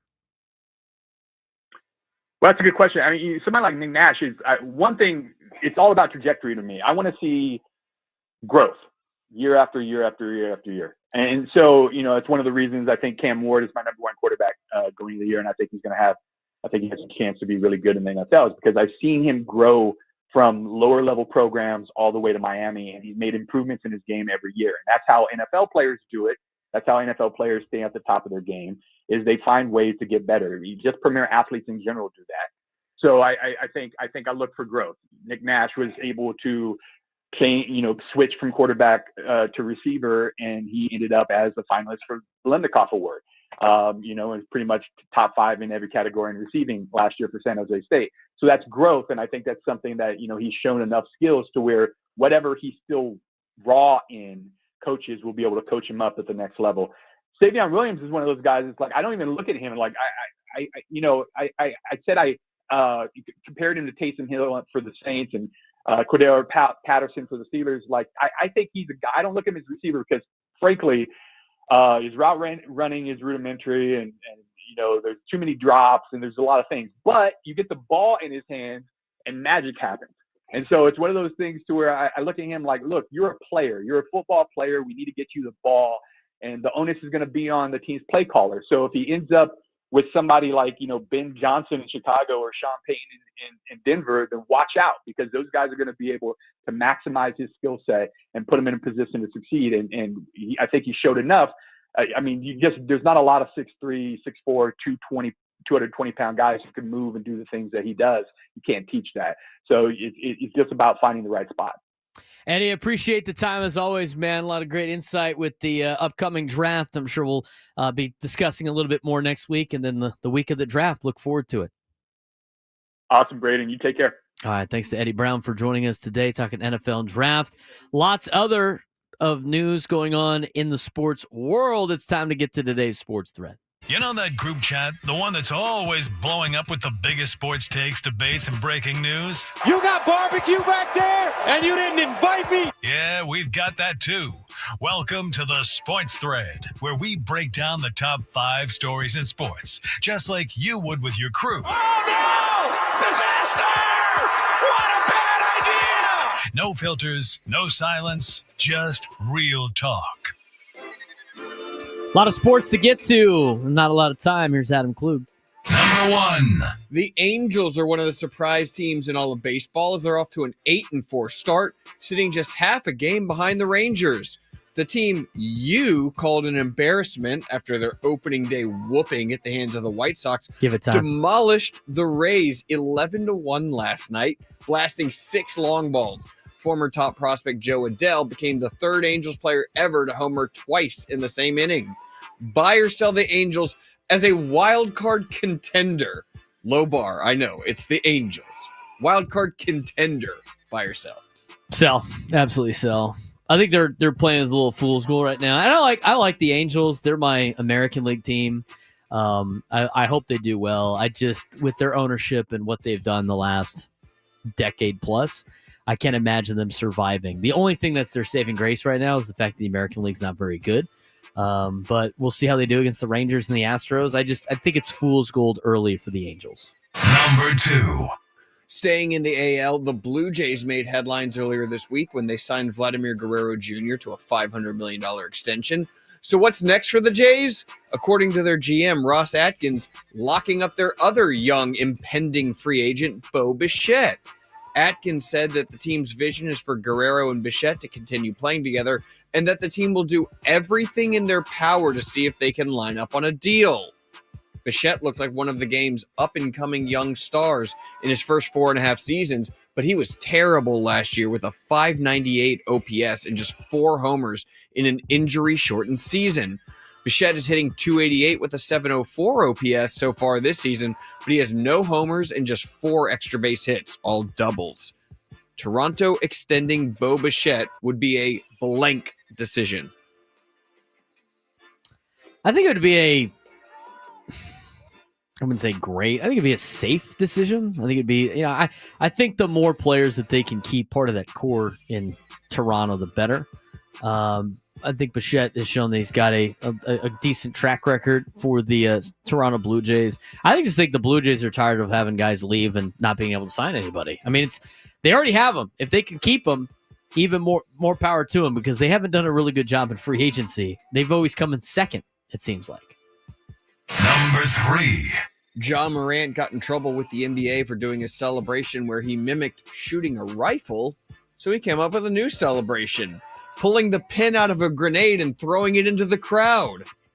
He debuted the new celly earlier this week and then modified it last night, covering his ears with his hands after tossing the grenade, which he claims was him blocking out the noise. When asked about his new celebration after the game, Morant said he'd continue to do it until it becomes a problem. If you were commissioner of the NBA, what would you do about Ja Morant's celebrations? Well, they had a problem with all these other ones, right? And all the history that John Morant has had. He's just asking to get in trouble again.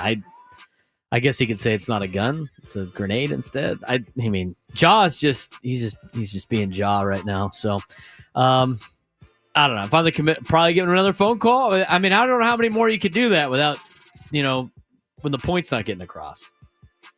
Number 4. Joe Flacco is back. The former elite quarterback signed a 1-year deal to return to the Browns, who he led to the playoffs 2 years ago after taking over in the middle of the season when Deshaun Watson got hurt. They don't need Kirk Cousins now. Yeah, well, let's see. The Browns also acquired former first-round pick Kenny Pickett in the offseason, and he recently said he was told he'd get a chance to be the team's starting quarterback. Obviously, Deshaun Watson's out for the year as he rehabs from an Achilles tear. Again, Cleveland also holds the second pick in the upcoming draft and could take a quarterback. Who do you think will be the Browns' Week 1 starting quarterback? Oh, my God. I just did that to you, didn't I? Who they got? They got Flacco. It could be a draft pick. Who else do they have in their quarterback room? Kenny Pickett. Kenny Smallhands. Yep. I would not be surprised to go with the Kenny veteran Joe Flacco. That's my pick right now. If they take a quarterback in the number 2 pick, they're just going to continue the endless cycle of never being good. Number 5. Bill Belichick has a new book coming out called The Art of Winning. Longtime Boston sports columnist Dan Shaughnessy was sent an advance copy of the book and noted that Belichick made no mention of Patriots owner Robert Kraft anywhere in the book. Their relationship obviously came to a rocky ending after the 2023 season. Is Bill Belichick being too petty by not mentioning Robert Kraft at all in his upcoming book? What does he need to mention him for? You don't think the owner had any part in the art of winning? As long as he writes the checks, I guess. I mean, what is it like? Well, and I'm glad that Kraft wrote checks for me to win. What do you need to gave him the power and thanks for Robert opportunity? I mean, he probably should have had authority. Thanks Robert Kraft for giving me an opportunity to be a head coach for the New England Patriots. Other than that, what else do you need to mention him for? Guy needs to write the checks and not say anything. It's his job. Bill Belichick's doing all the scheming and all that stuff. Plus, Tom Brady's playing. Did he thank Tom Brady in the thing? Tom Brady mentioned? Probably was. I don't think we really need to mention Robert Kraft. Probably a thank you to Robert Kraft. What to expect from the Rockies? We'll get you a full scouting report Update you on our poll. Plus, later on, we'll talk about a deal for the Aztecs. Braden Surprenant Show rolls on.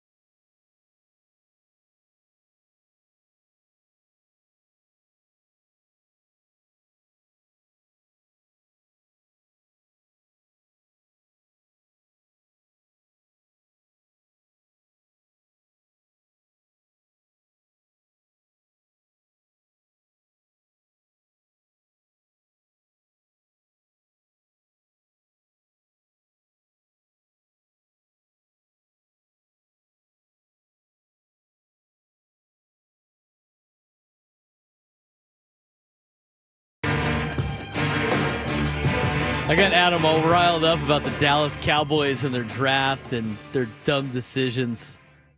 He's not even a Cowboys fan. I mean, he is ranting like he is a Dallas Cowboys fan. It's hilarious. I kind of root for the Cowboys. I kind of don't. I mean, I don't want to, because I don't have an NFL team anymore. Once the Chargers left, I said, screw them. See ya. Don't care. And, so I'll root for the Cowboys because it's an easy fix. People always go like, oh, I can't believe you root for the Cowboys. I'm like, why, bro? They won all their championships before I was born. They haven't been anything close to good since the 90s. I mean, they've had a couple of good seasons every once in a while. They haven't made the NFC Championship game in forever. They're very much like the Chargers organization. They always get picked every year to do a lot of damage and make the Super Bowl. And then they go like 500. They're literally like the Chargers. I mean, it's such an easy fit. It was like, all right, well, they're just going to be like totally wasted. They're just going to have this like mediocre season. Dak Prescott, Phillip Rivers are kind of like the same guy. Beloved by the fans of their team, and then like outsiders go like, he's not that great. He always seems to be throwing the ball to the other team when in crunch time. But Adam was going off on Dallas Cowboys and their dumb decisions. And what really sparked it when we had Eddie Brown on talking about the NFL draft was, I like McMillan out of Arizona. I think he's a good football player. I think, his jump ball ability is great. I think the way that he runs route, I think he's an elite level receiver, could be an elite level receiver out of Servite. And they got, in some of these mock drafts, somebody's got him as high as 12 going to the Dallas Cowboys. And I'm sitting there going like, why are the Dallas Cowboys wasting a draft pick on a receiver in the first round? Wasting. I think a lot of teams, and we talked about receivers with Eddie Brown. I think drafting receivers in the first round of the NFL draft, unless the guy is Calvin Johnson or a Jerry Rice or, insert Hall of Fame wideout here, unless the guy is a for sure Hall of Famer, drafting a receiver in the first round is utterly stupid.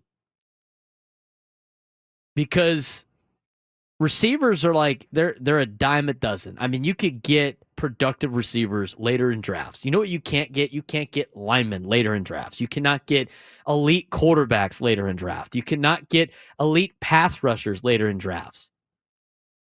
So for everything that the Dallas Cowboys need, they have an aging offensive line that they did not really address. They got shredded on defense. And until they re-sign Micah Parsons or extend him, which I don't know if they can do because they gave Dak Prescott $60 million a year and gave CeeDee Lamb a ton of money for no reason. Who knows if they can afford Micah Parsons? You might have to find a replacement for him in these next couple of drafts. Defense was terrible. Offensive line is not what it used to be. And that's when they were good. When they were at the height in the last couple of years, the Dallas Cowboys had one of the best O-lines in all of the NFL. Once they start losing those guys, it's just, They've spent all this money on Dak Prescott and CeeDee Lamb. I mean, you need other spots on your team. You need cornerbacks, you need safeties, you need linebackers. I mean, linebackers are great draft picks all the time because they fill out your special teams. But to see McMillan go 12 potentially to the Dallas Cowboys, I mean, the Cowboys, I think he's going to be a stud. I just be like, what are you doing, Dallas? What are you doing? Go get some lineman help. Go get another pass rusher. It'd be sick to have McMillan next to CeeDee Lamb, but no thanks. There's some mock drafts that have the Cowboys taking a running back in the first round. The deepest position, one of the deepest positions in this year's draft, running back. You can get a solid player in like the fourth round. After they spent $3 million on Vontae Williams from Denver at a miserable year. I don't know what the Cowboys are doing. I mean, I asked one of my friends about the Cowboys. I said, you got to sign these three players. Dak. You got to extend Dak, CeeDee, and Micah Parsons. In what order do you do it? He said it back in the order that they ended up doing it. CeeDee, Dak, and Micah. You should have signed Micah first. You can't get players like Micah Parsons on the market. Quarterback plays a little different. I mean, I'm not I only think there's a very small percentage of quarterbacks that are elite quarterbacks. But to sign the receiver first, come on. I don't know what they're doing. They don't know what they're doing. You could tell because Jerry's just not doing anything. And if it wasn't for Nico, the general manager for the Dallas Mavericks, I mean, everybody would be up Jerry's you-know-what right now with what they haven't done the last couple of off seasons. Wow, they went and got Joe Milton from the Patriots to be a backup quarterback because Cooper Rush is gone. Yeah, exactly, just like Trey Rance. Money man Milton out of Tennessee, still not better than Hendon Hooker. Probably better than Nico, though, and he wants a contract. He wants a contract extension. Contract negotiations in Tennessee right now. Holding out, not going to practice. Who knows if he's going to class? Crazy. Micah Parsons is going to get. They're not going to be able to afford him. He's going to be somewhere else. He's going to end up on the Eagles. Philadelphia is going to get Micah Parsons, and he's going to get Saquon Barkley from their rivals. They're going to go another Super Bowl and just be like, "Thanks, guys. Thanks for being dumb. Appreciate it." Let's talk about the Colorado Rockies while we have a little bit of time. Here's your preview of the Rockies coming to town. They're 3-9, tied for the worst 11-game start in franchise history. They're coming off of a much-needed 7-2 victory over Milwaukee to salvage the homestand at 2-4. Prior to that, they had a brutal 17-2 loss marked by poor pitching, defense, and a stagnant offense. Their offense right now, very inconsistent, pressing at the plate. You know, the Rockies are looking for an identity. They've scored just 33 runs through 11 games, tied for the fewest in franchise history at this point. Their approach issues continue. Multiple hitters, young and veteran alike, are overswinging, trying to do too much, leading to quick outs and missed opportunities. They do have a couple of encouraging signs. I mean, Ryan McMahon already does well against the San Diego Padres, but so far he's hitting .353 at Coors Field with 2 home runs. Looks like a vocal and on-field leader. He really sparked Thursday's rally with the double. For Colorado, Brenton Doyle looks pretty good. He's emerging as the most consistent offensive threat. 5 RBIs and a home run in the recent win. Michael Toglia finally broke through with a 3-game hit and first RBI after starting the year ice cold, hitting a .140 on the season. So they had a good resurgence game yesterday, but whether or not they can continue that against the Padres will remain to be seen. They've been utterly pathetic offensively throughout the majority of the season and the early season that it is. Started the year in Tampa, won 1 game there, then got swept by Philly. And then after that, they lost 2 out of 3 to the A's, and those games weren't particularly close. And then this week against Milwaukee, they ended up going 1-3, I think. Yeah, 1-3 or 1-2. Sorry, 1-2 and 3. 1 win in 3 games for that 2-4 homestand. Now back on the road, and now at 3-9, they got to take on the Padres and the Dodgers back to back. Padres got to just knock these guys out quick this weekend. It's very close to being, if not being, if you look at the standings, the best team in baseball versus the worst team in baseball. I mean, with the Rockies winning yesterday, I think that might change some things. The White Sox have been very good, but there's no reason why the Padres should have any type of problems with the Rockies, aside from like the fact that they're cursed, and I don't know why they can't beat Colorado. So aside from like some black magic or Colorado magic, I don't see this being that big of a problem. And 72% of you agree with me on our today's poll. Padres off to a great start. Rockies not so much. How many wins do the Padres get this weekend against their kryptonite division rival? 72% of you say 2 games or 3 games in a sweep. 15% of you say 1. 11.7% of you are super pessimistic and are tired of seeing the Rockies that you said 0 wins. I think you're just being negative. I think the Padres should be able to handle this. Again, Charlie Blackmon's not on the team anymore. Don't have to worry about him. Pitching-wise for the Colorado Rockies, their starting pitching's actually been pretty good. Bullpen has been a disaster. For the starters, Ryan Feltner has been quietly reliable, battled flu-like symptoms in his latest outing, showing mental toughness. Antonio Senzatella had 2 strong starts before giving up 5 earned runs in his last one, still kind of adjusting. In the bullpen, Seth Halverson had a nightmare outing versus Milwaukee, walks, an error, and a 460-foot home run to Christian Yelich. very inconsistent command out of the bullpen, inexperience are exposing this group late in games. I think the Padres should be able to tag the bullpen, get the starters out of the game as quickly as possible. You should be okay. Defensively for the Rockies, they're very much Jekyll and Hyde. Capable of some highlight reel plays on good nights, but 4-error meltdown against the Brewers shows their floor is very, very low. Ezequiel Tovar, who's normally an elite athlete with the glove, has had costly lapses so far this season.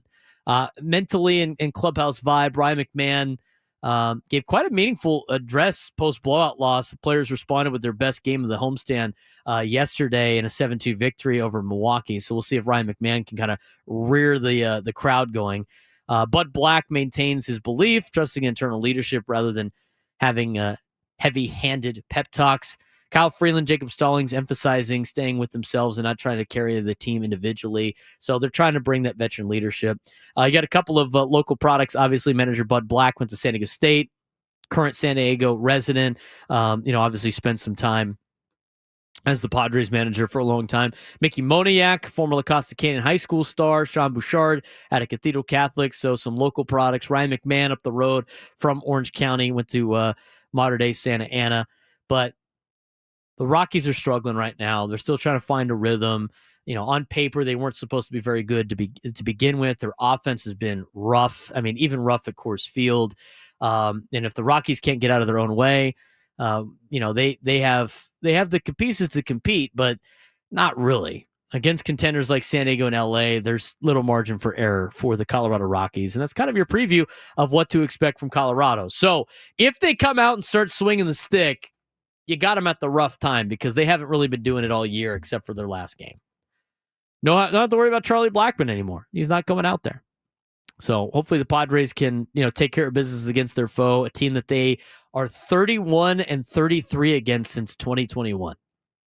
We talked about how they're 10 games under 500 against the Rockies since 2010. I mean, there's some bad years in Padres baseball, from that time period. But just in recent history, since 2021, the Padres are 31-33 against the Colorado Rockies. They got to flip the script on that. And I mean, this Rockies team is not good. Starting pitching's okay. They got some, talented young players in the lineup, but they haven't really been hitting their stride. The defense is very much Jekyll and Hyde, as mentioned before. They're just not very good. And good teams and great teams handle very poor teams. 833-288-0973, 833-288-0973. How we feeling as Padres fans heading into the weekend series against Colorado? I want to hear from you. Plus, is Dylan Cease still considered an ace? Sarah's talked about him on Ben and Woods yesterday, and there was an article, listing him as kind of a second-tier ace. We'll talk more about Dylan Cease, whether or not we should be concerned about the way he's playing. Is it the beard? I think you should go back to the Doc Holliday mustache myself. We'll talk about it when we come back on the Braden Surprenant Show. San Diego's #1 sports station, 97 through the Fan.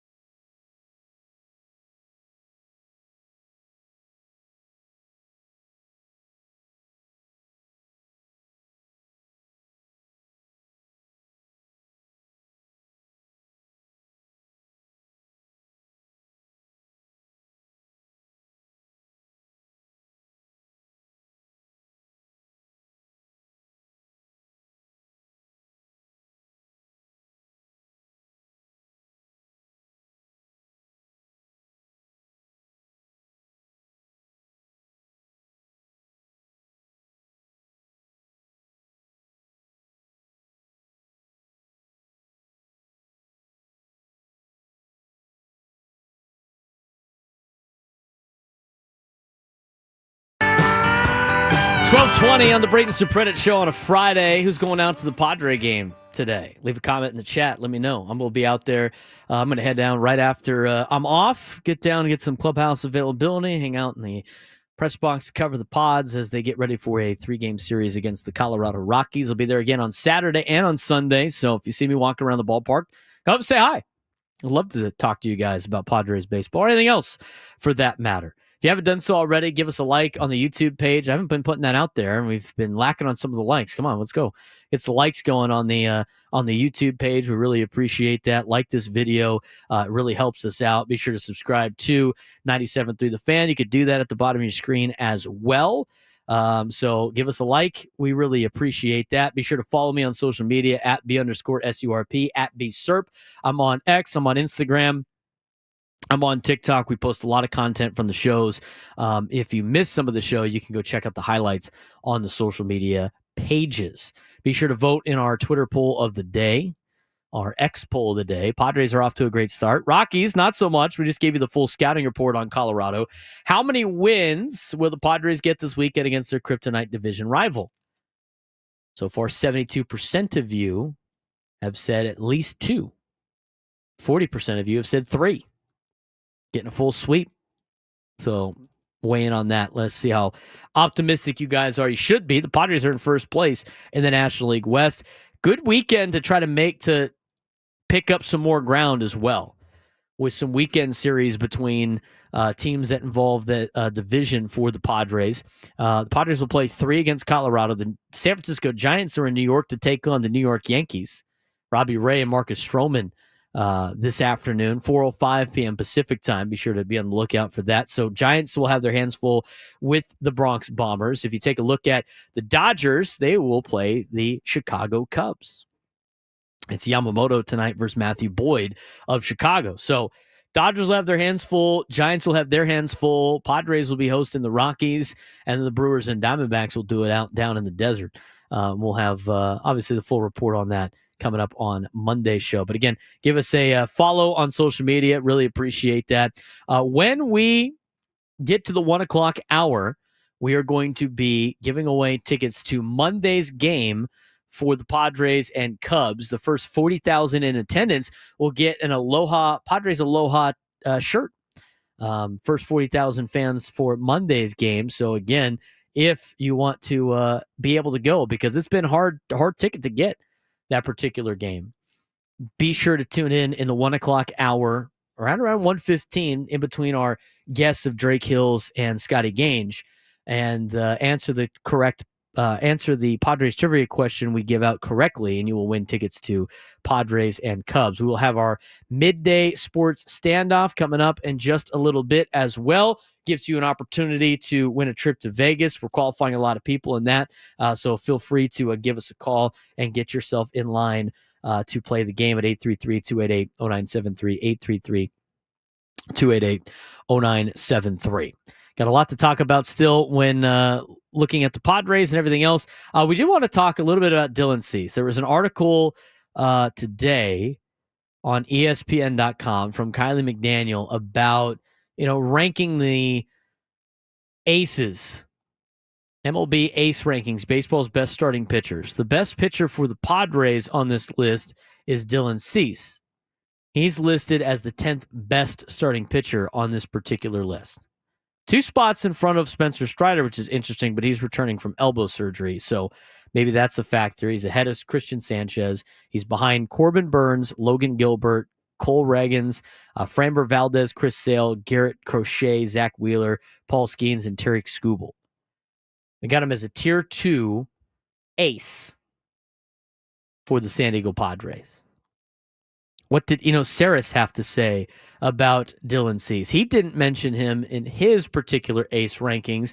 Ben Higgins asked him about it on their show yesterday, and if he has any concerns about Dylan Cease moving forward, a guy with great stuff, but not necessarily getting the results early in the season. You wrote this week in The Athletic about starting pitchers with the right stuff, but bad early season results. And I was kind of hoping when I clicked on there, I'd see Dylan Cease's name because obviously, especially after the last start with 9 runs in 3 innings, the results have been really bad. The velocity doesn't look down. I mean, should we be concerned about what we've seen from Dylan Cease so far? The timing of that start actually kept him out of that piece. He would have totally made the piece if that start had finished before I started writing. Because he does have a 115 stuff plus the slider and the fastball, as always, are elite pitches. The weirdest thing for me is that Stuff Plus really likes his 77 mile an hour changeup, which I don't. I think that he can't command that pitch that well, and I'm not sure that's the way out. If I was him, I would be trying to develop a cutter, because I think he just needs something that he can throw for strikes when he can't throw his fastball for strikes. Yeah, he worked on the changeup in the offseason. Like he used to throw just the eephus stupid one like once a game for like no reason. He's trying to develop into more of an actual changeup, but it's kind of hit or miss so far. Yeah, I think so. And for somebody who has command that can go in and out, I'd rather he had a pitch that was like his fastball. I mean, I'm seeing a couple sinkers here and there. That could be it too.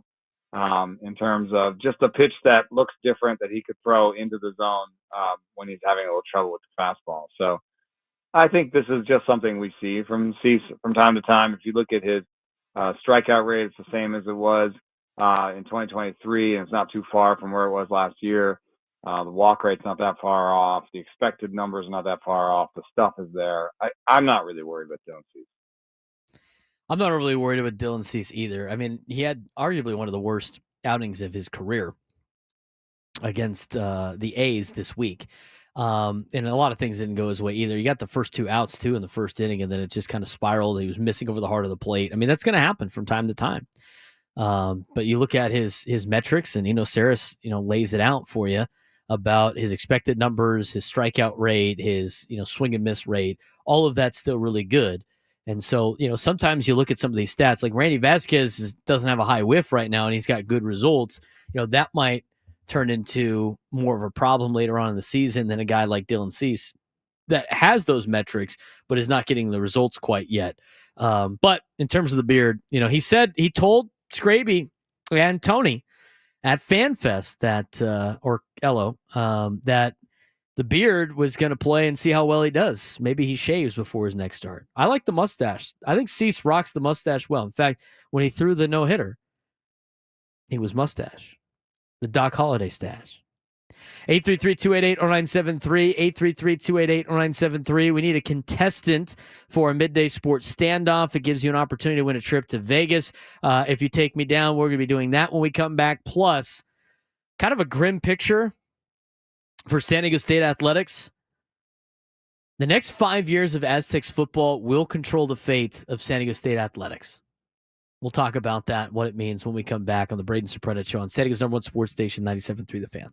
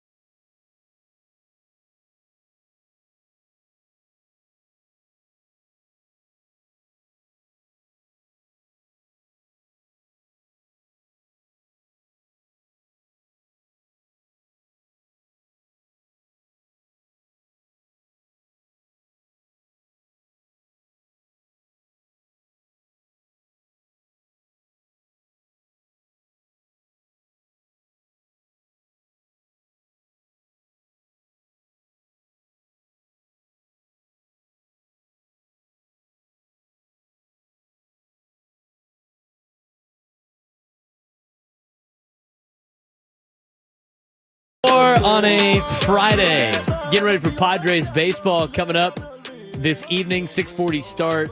City Connect Friday. It's Cocktail Fest out at the park night as well. Should be a fun time for everybody going down to the game against the Colorado Rockies.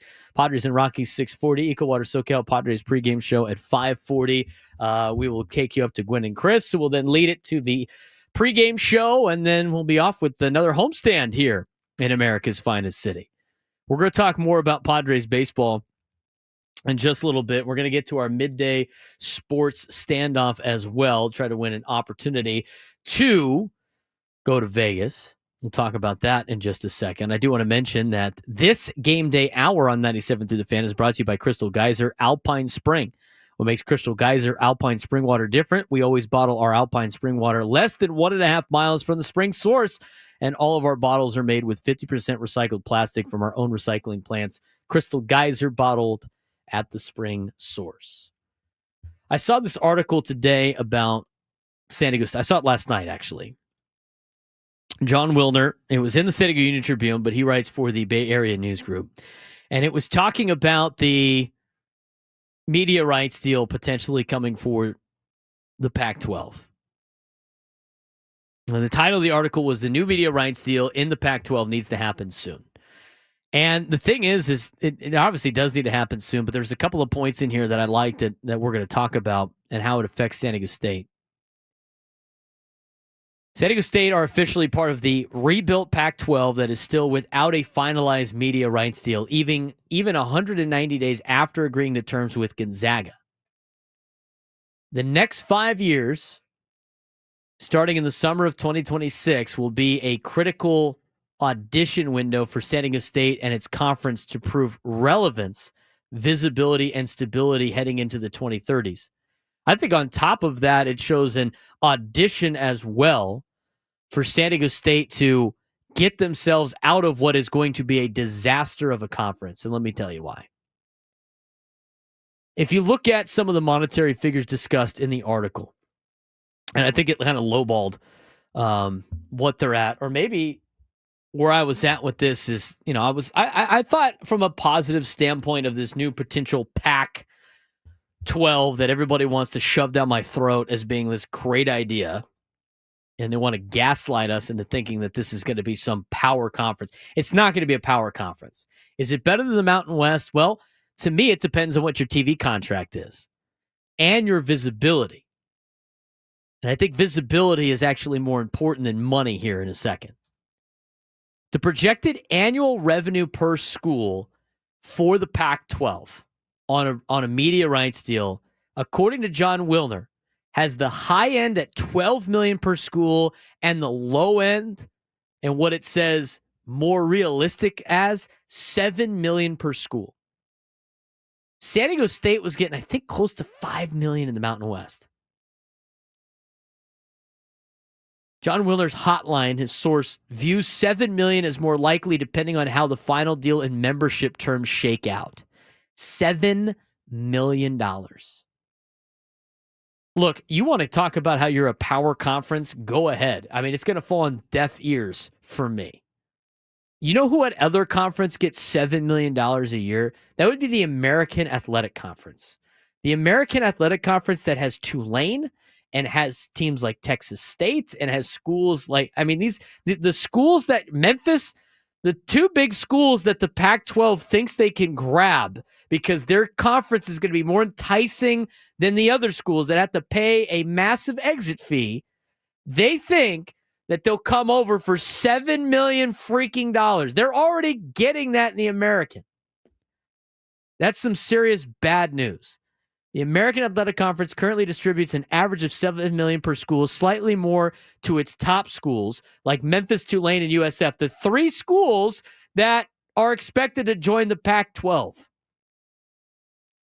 Even if they get the high end of $12 million, the Pac-12 revenue won't close the gap with Power 4 conferences at all. SEC, Big Ten, ACC, and Big 12 are far ahead. The difference between $10 million and $12 million for the Pac-12 is marginal in that context.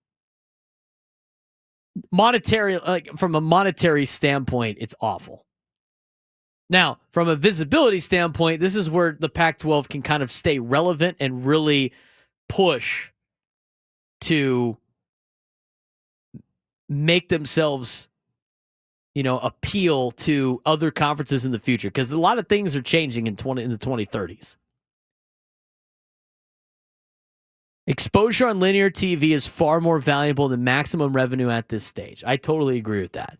For San Diego State's football and basketball programs, being visible weekly on major networks could determine their long-term trajectory in the evolving college football landscape, including college football playoff access and potential future realignment opportunities.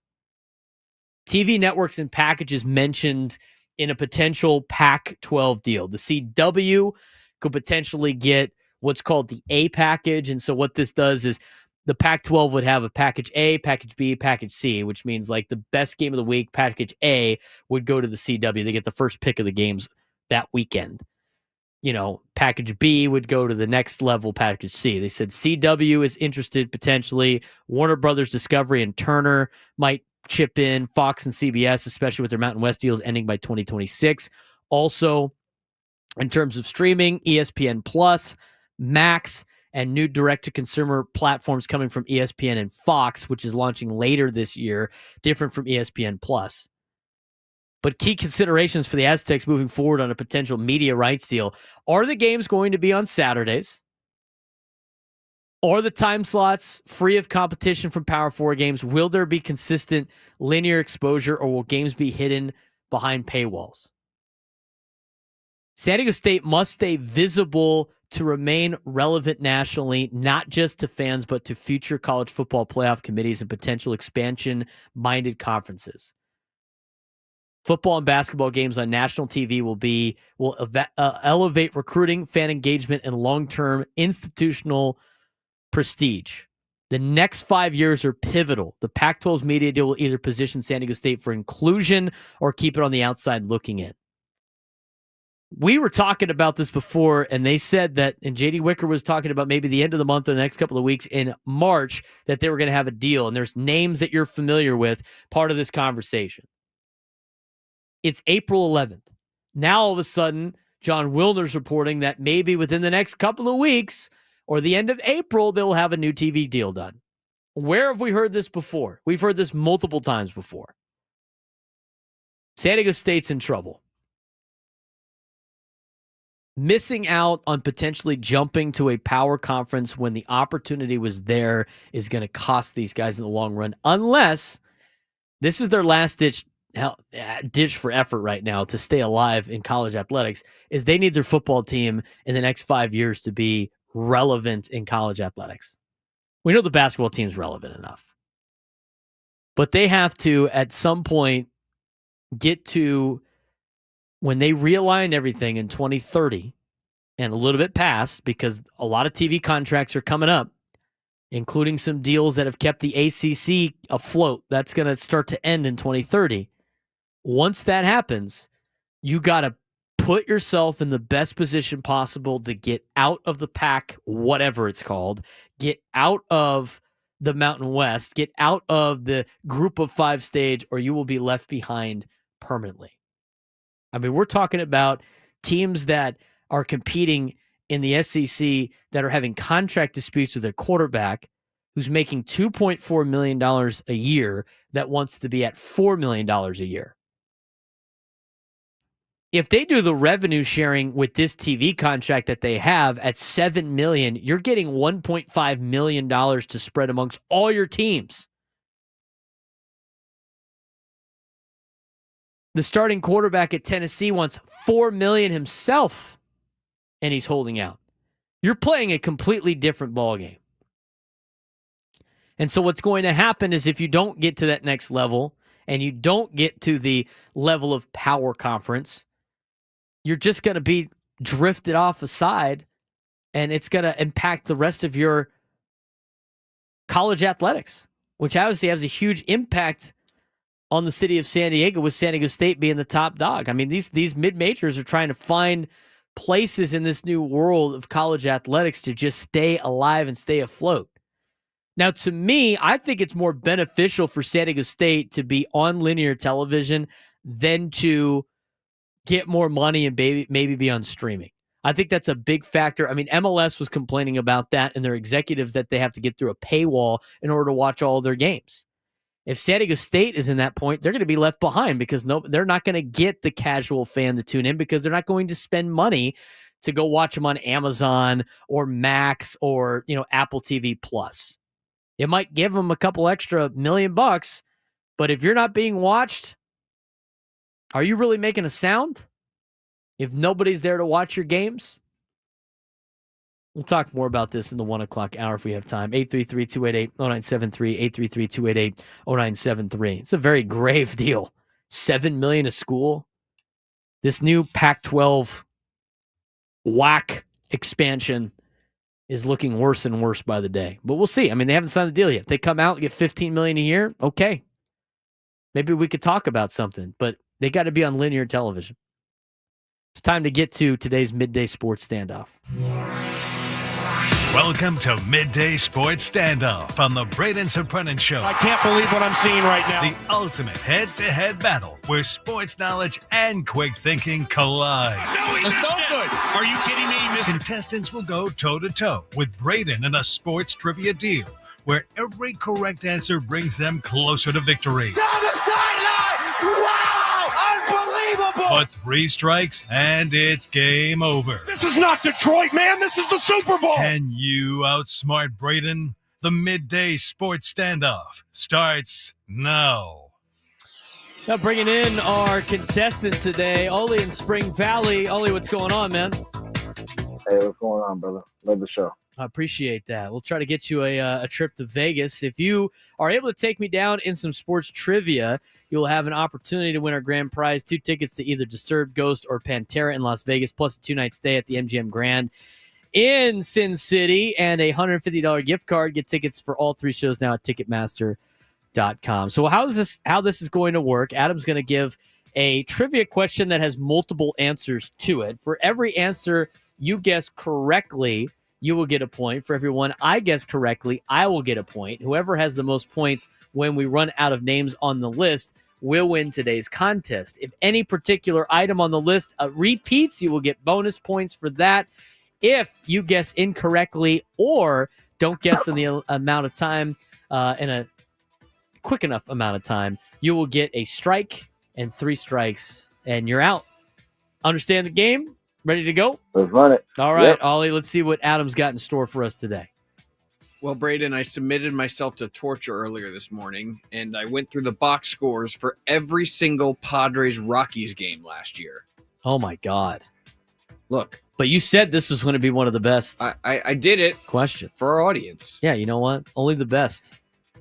That's why he's got the national championship shirt on. Love it. Flash that. There you go. No contract disputes there. I've got a list of every Rockies player that hit a home run against the Padres last year. Oh, my God. Okay. Name me a Rockies player who hit a home run against the San Diego Padres last season. We'll start off with Ollie. We'll go back and forth. And like you said, 3 strikes and you're out. Or when the list runs up, whoever got those points, if there are repeats, and there are, unfortunately, you can get multiple points. Ollie, you get to go first. All right, let's go. You said last year, right? Correct, last season. All right, Blackman. Charlie Blackman. How many did he hit last year against them? Because he didn't play a lot. He only hit 1 last year. Wow. Padres dodged a bullet dealing with Charlie Blackman last year. That's a good answer. Marker's terrible. Oh, man. You need another one? Do you have one? There's one behind me over here. Toss me a marker. All right, I'm going to answer first. I'm going to go with Ryan McMahon, the modern-day Santa Ana kid. Wait, let's see. Charlie Black. You said who? Ryan McMahon is who you said? Yeah. Ryan McMahon. That's a double whammy. So that is 2 points for Braden. Ollie's got 1. Braden's got 2. All right, let's go Elias Diaz. Elias Diaz, the current Padre. Current Pod. Went deep against the Pods last year. Wow. That's awesome. Is it, Braden? Is it? I mean, you laugh to prevent yourself from crying. So I'm gonna go. You guys are what, 3 for 3 so far? Yeah, I'm gonna go with I'm gonna go with their young power hitter Michael Tolia. Went deep once. I don't think he only played like half the year, I think, for them. Thank last you for year. this new marker, by the way, Braden. Is This it great? A lifesaver. Yes. All right. Where are we at? Let's go. Let me go with the second baseman from the Rockies, Rogers. Rogers. He's not the second baseman of the Rockies anymore. He's now the second baseman for the Astros. For the first time in the Braden Surprenant Show history, a triple whammy. Wow. Brendan Rodgers yeah, hit 3 homers against the Padres last year. Yeah. All right. Brutal. I can't He's got remember. a score of 5-3 so far. I can't remember No strikes either. if this guy. Any Rockies player you can come up with hit a home run last year.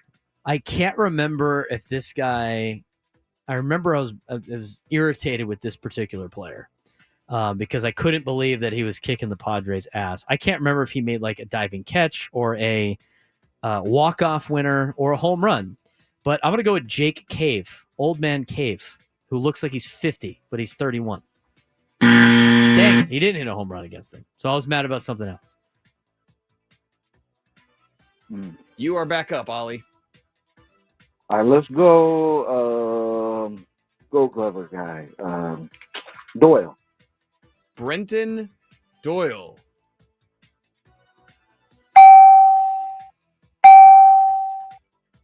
That's 2 points. With a commanding 7-3 lead so far. How many more do we have on the list? How many more are on the list? Let's see here. 1, 2, 3, 4, 5, 6 more Oh my accurate God. correct names. Okay, well, let's just start naming Rockies players. You'll probably be good. Jacob Stallings, their catcher. Their other catcher. Jacob Stallings. All right. Oh, wow, 2. Unfortunately, yes. Yeah, right now we're trying to win a contest, so we're excited for these Rockies home runs. Did the mascot Dinger hit a home run against the Padres? Key on the list. Ollie, you're up. All right, let's go. I think it's a first baseman, Montero. Did he just guess Ellie Harris? Harris Montero. What kind of a guess is that? Oh my God. He hit one too? That's a point. Oh my God. Has anybody said Ezekiel Tovar yet? You just did. Bang. He only hit one? Just one. Guy had 26 homers last year and only one was against the Pods? There are 3 correct answers left. Jeez. Braden's the only one with a strike. It's 8-1. Ollie's on 8-6. Ollie's on top. Goodness. San Diego boy. Which one? Sean Bouchard. Sean Bouchard. Sean only hit one First home run strike, last first year. strike. I wonder who he hit it again. He might hit one this weekend. You never know. There's 2 other San Diego boys from that team last year, but I don't think they played enough for them to be home run. I don't even think Alan Trejo hit a home run. Who's their what's that guy's name? Nolan Jones? Dang it. He had a walk-off home run 2 years ago against the Padres. You now have 2 strikes, Braden. One specific answer will put the game away. Let's go. Goodness. Oh, my gosh. Hunter Goodman. Hunter Goodman. Utility player. 13 home runs by Hunter Goodman last year. 9-6. Braden would have to get the last 3 correct points.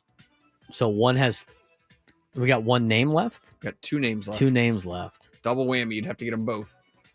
But you also have 2 strikes, so. Okay. Well, I'm going to go with Sam Hilliard. Sam Hilliard. God. And Ollie is our winner today.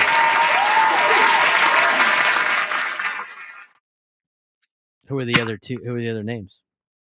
The other names are Jordan Beck and Brenton Doyle. Brenton. Doyle. Didn't he say? I thought he said Brenton Doyle.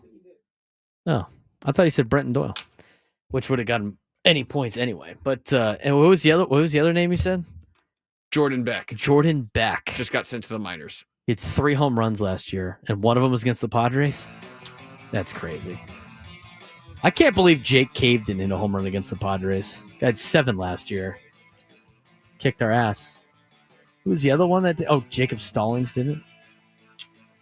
Insane. 1 o'clock hour. Coming up next, we'll get a preview of San Diego FC and Colorado with Drake Hills, followed by Padres ticket giveaway, and then to preview the Rockies series, Scotty Gange. All coming up next in the final hour of the Braden Surprenant Show.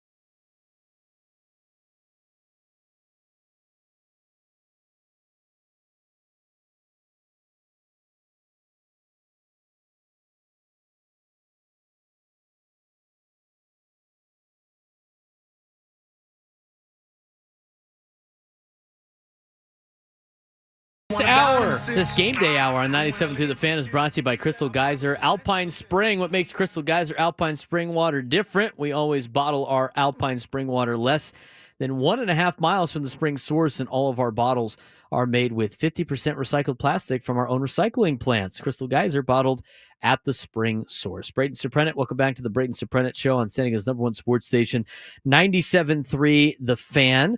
We are going to dive into some soccer now, as San Diego FC will take on Colorado coming up this weekend, coming up tomorrow. It is a full-on San Diego versus Colorado weekend with the San Diego FC out in Denver and with the Colorado Rockies here in San Diego. So that will bring me to my next guest, Drake Hills, Black Players for contributing writer for Black Players for Change in Major League Soccer and a former USA Today Network MLS reporter, joining us every Friday talking some game action on the pitch. We missed them last week because the Padres knocked us off the air for their ball game.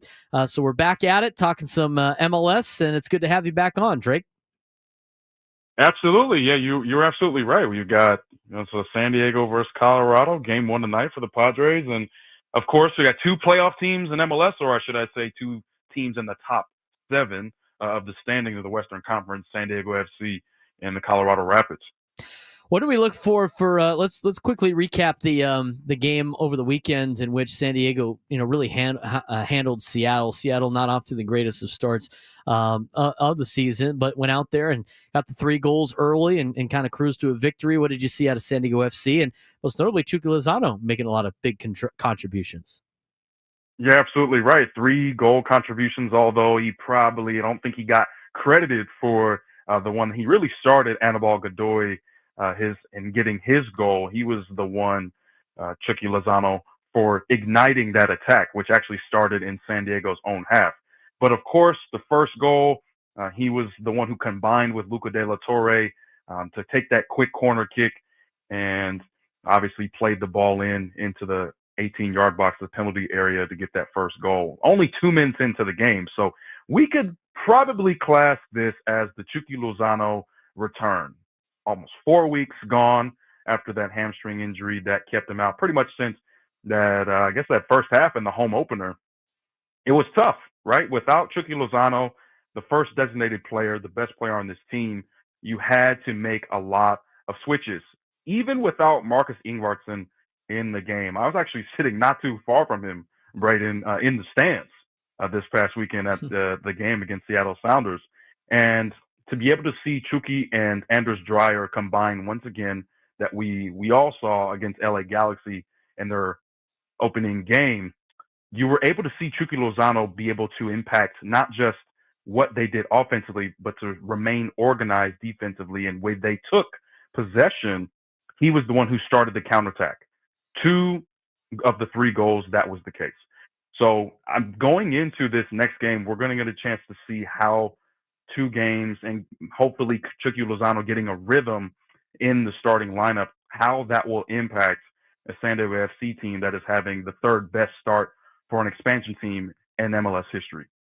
We'll preview a little bit more of the Colorado game in just a little bit, but as we usually do with Drake on the airwaves is, kind of learning about MLS in general and putting together, some knowledge for a lot of fans that are brand new to not only Major League Soccer, but also the sport of soccer. And last week we kind of missed an opportunity to talk about roster composition. We'll talk about that as well as dive into some San Diego youth pathway to the pros in MLS. We've got a great soccer base here in San Diego. But let's start with the roster. Again, you get 30 players on your roster, and they're all eligible for selection to the game day squad during the regular season and playoffs.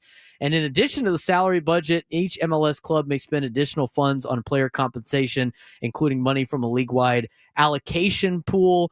And then there's a bunch of other rules that are mixed in as well. Senior roster, supplemental roster, all these different slots that you get, a homegrown player subsidy as well. That's a lot of confusing terms, I think, for the general public, Drake. How could you start to, really describe what it takes to put together a roster for Major League Soccer, how it's built, and also, to relate it back to San Diego FC of how difficult it is to try to do that in 1 month's time before you start the season. Yeah, absolutely. And I think we should definitely start with the designated players. I mentioned Chucky Lozano, obviously Anders Dreyer.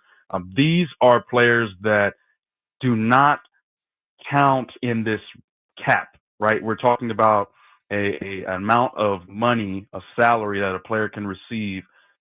There's a limit, right? So each year it changes. It can be, it's been pretty low historically in the 300s. It's gone, it's upward towards, closer to $1 million these days.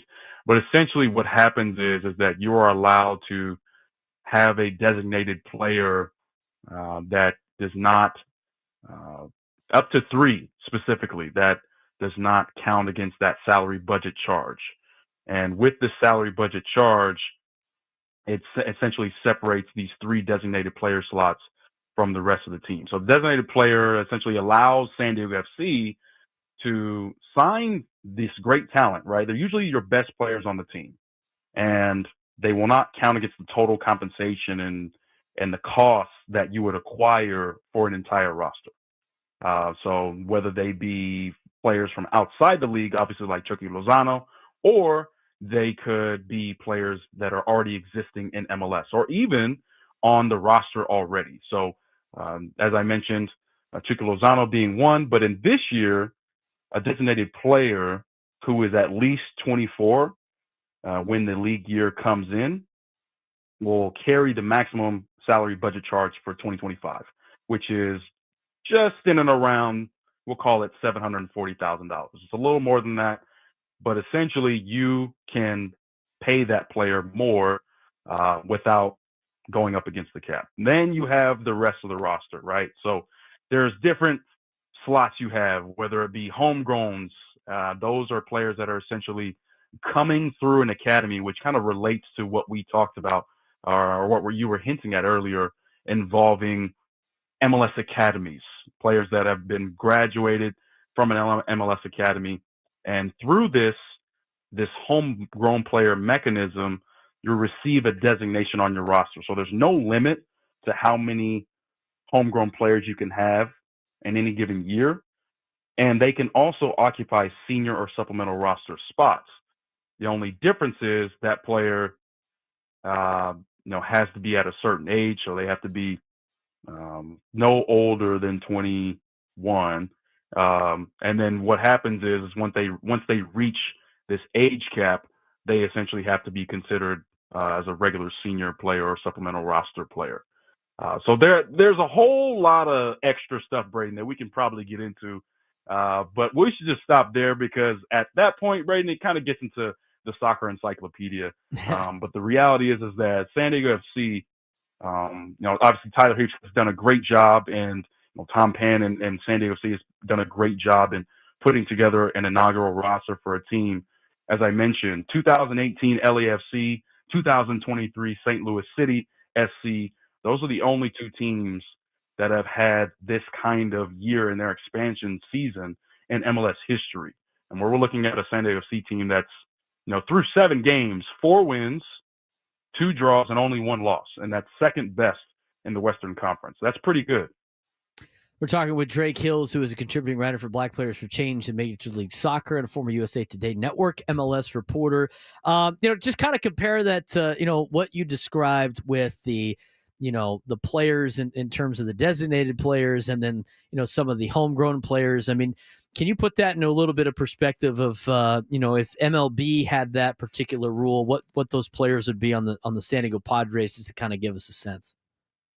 Yeah, so essentially, imagine, someone from, San Antonio or even Lake Elsinore that has gone through the minor leagues, right? A player that is a professional that has graduated from, let's say there was a Padres Academy that is now at a professional level.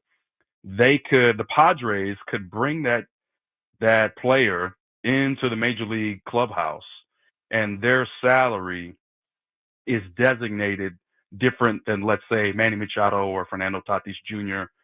or, it could even be someone like Michael King, right? Those players like Manny Machado and Fernando Tatis, those would be your designated players. Correct. And they would be in a different slot. So you have all these different categories, and even someone like Jackson Merrill, right, who is relatively a younger player.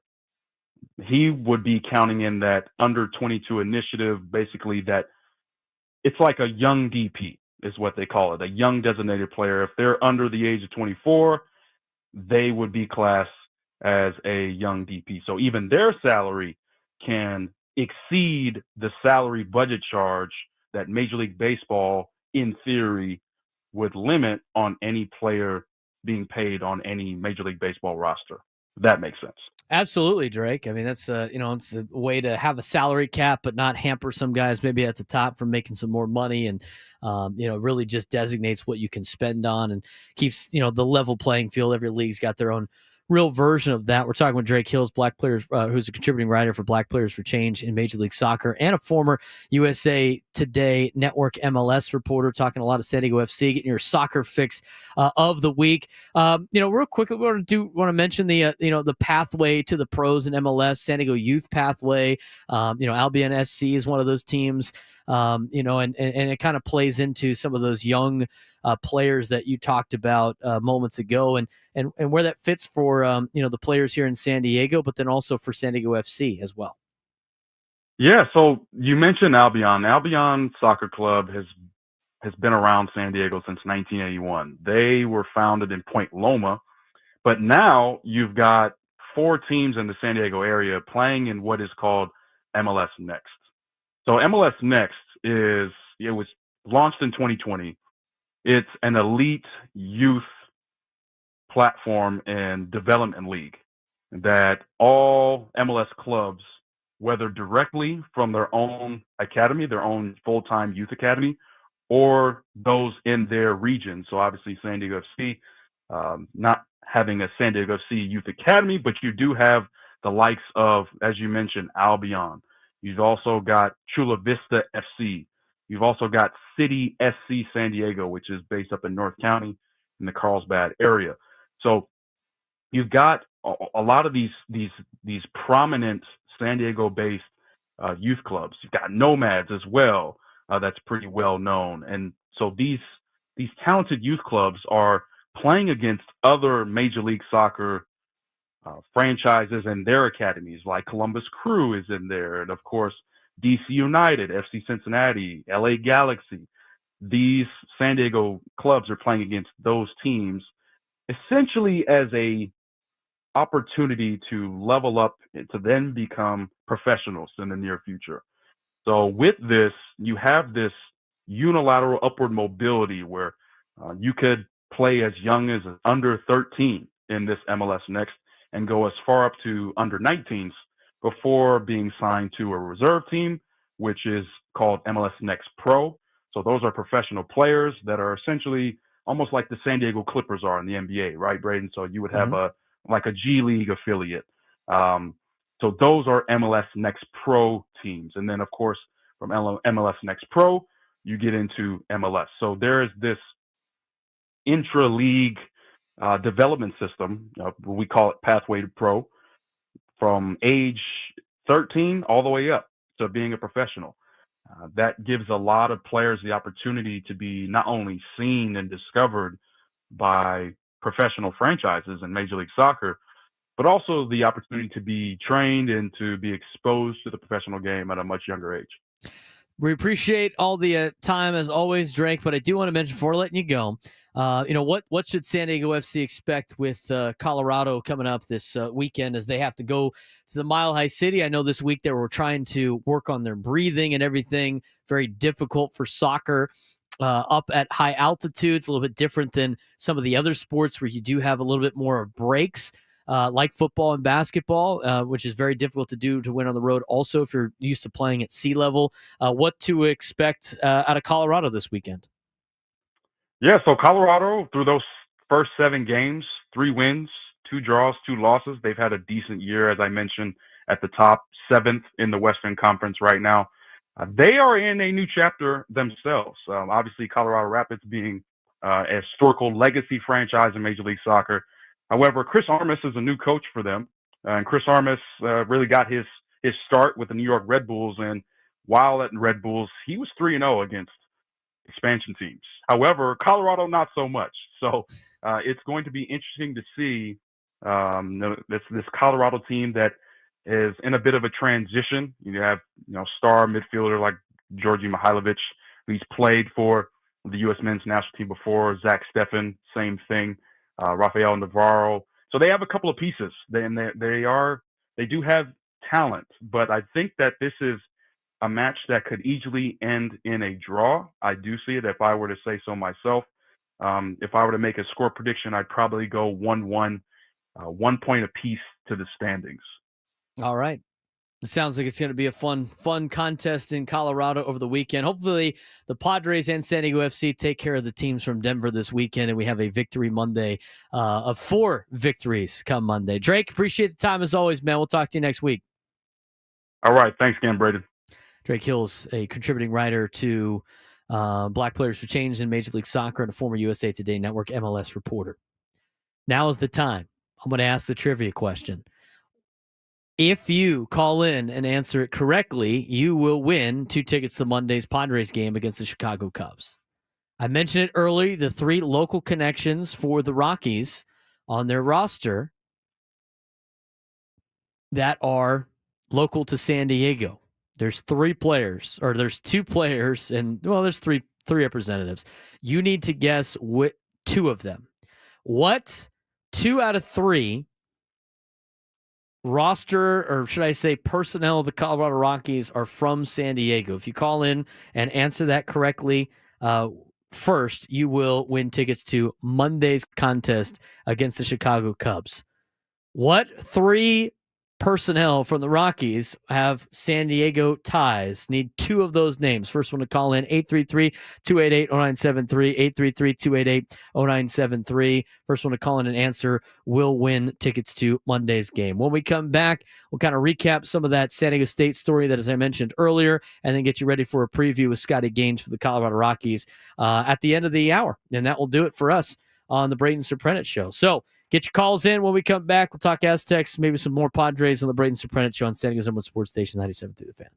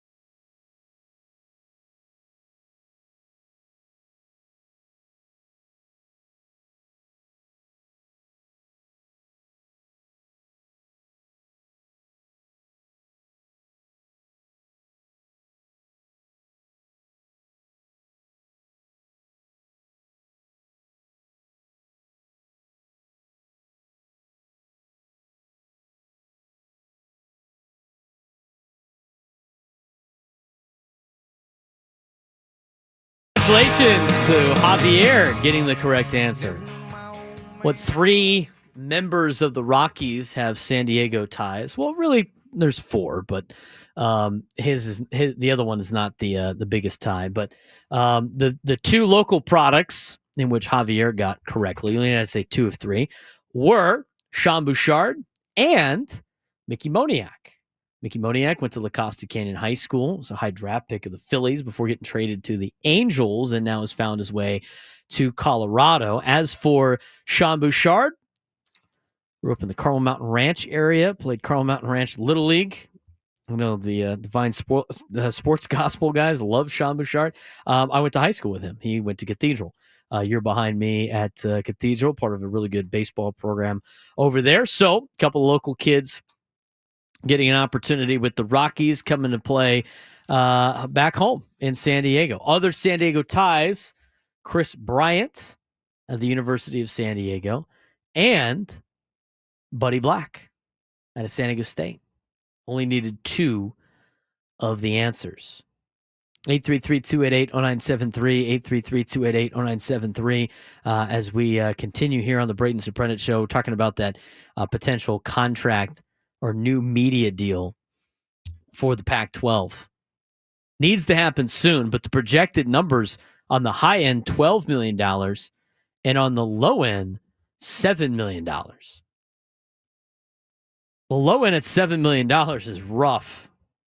But to me, I think it needs to be more about visibility and less about money for them, because it's all about surviving right now. All about surviving. I want to get your thoughts on that. 833-288-0973,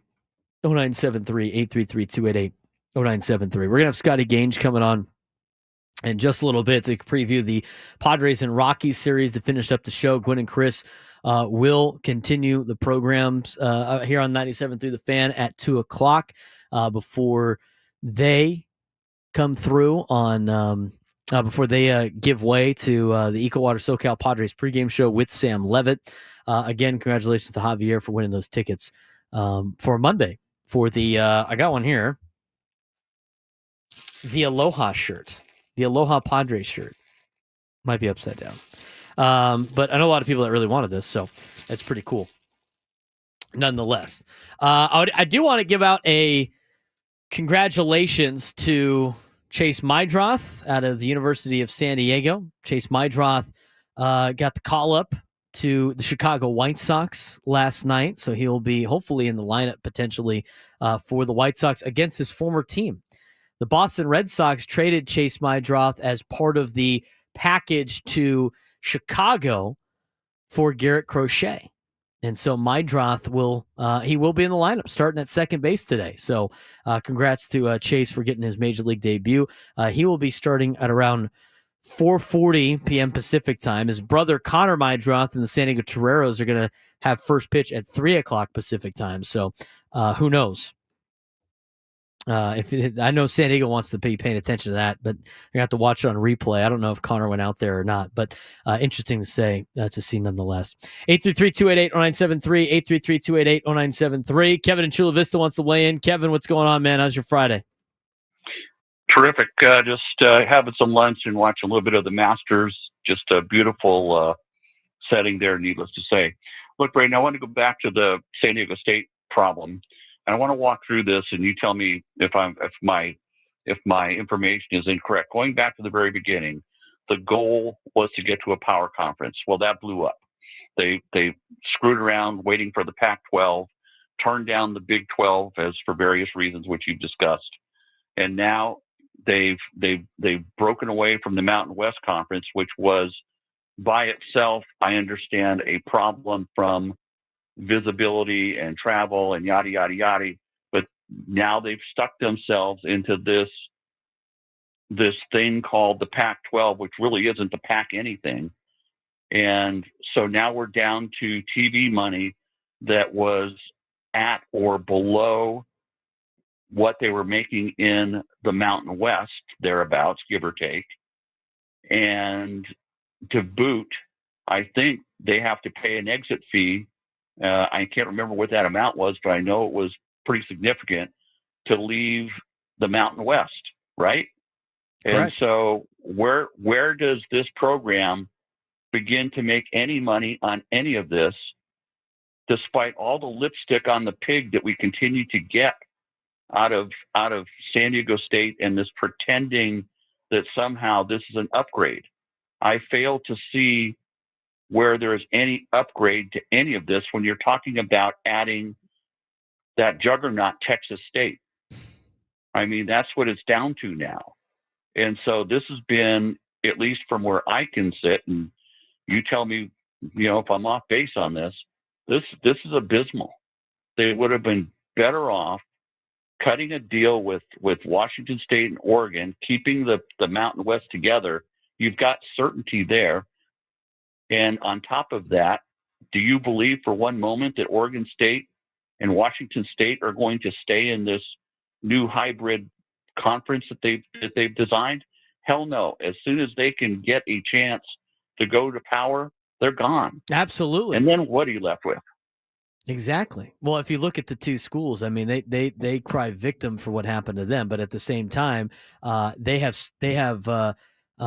pulled some strings on the Mountain West and the West Coast Conference. I mean, not only did they enter the Mountain West and then say, we're not going to poach your teams, they go into the Mountain West, they take the best teams out of the Mountain West, they enter the rest of their sports into the West Coast Conference and pluck the best team out of the West Coast Conference for this little, team of conference or little conference that they got right here. And now, for a fact, if Oregon State and Washington State get an offer from a power school, do you think they're going to be like, well, we brought in our friends here that have helped us survive? No, they're going to be like, we're going to kick them to the curb. And then what's going to be left is the Mountain West with a brand new name and no other resources for it. So I agree with you, Kevin. I appreciate the phone call. But, you look at San Diego State and you look at what's in front of them. And they kept, J.D. Wicker was in tears when he was announcing that they're going to the Pac-12. And aside from the name, I didn't understand any of it. And I said, well, you know what? We got to give him the opportunity. And we still don't have the TV contract yet. But when you look at the TV contract, if it comes out to $7 million and the visibility is not very good, you didn't make a good decision. You didn't do anything. And so now you're behind. But this next 5 years for the Aztecs, their football team needs to go out there and perform and put themselves in a position so when they do have another realignment in the 2030s, San Diego State gets picked up. Because if they are lousy in football over the next 5 years, because basketball is a separate issue. This is all about football.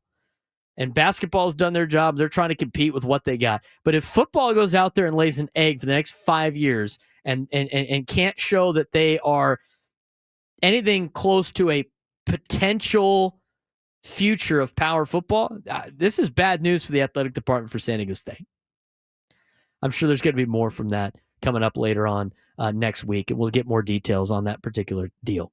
833-288-0973, 833-288-0973. When we come back, Scotty Gange, who is a sports reporter and anchor at 9 News KUSA in Denver, will join us. We'll preview the Padres Rockies series and put a bow on this show and get you ready for the weekend of Padres baseball as they host Colorado. I'll finish up our show, and then we'll pass on to Gwen and Chris. That's coming up next on the Braden Surprenant Show on San Diego's #1 sports station, 97.3 The Fan.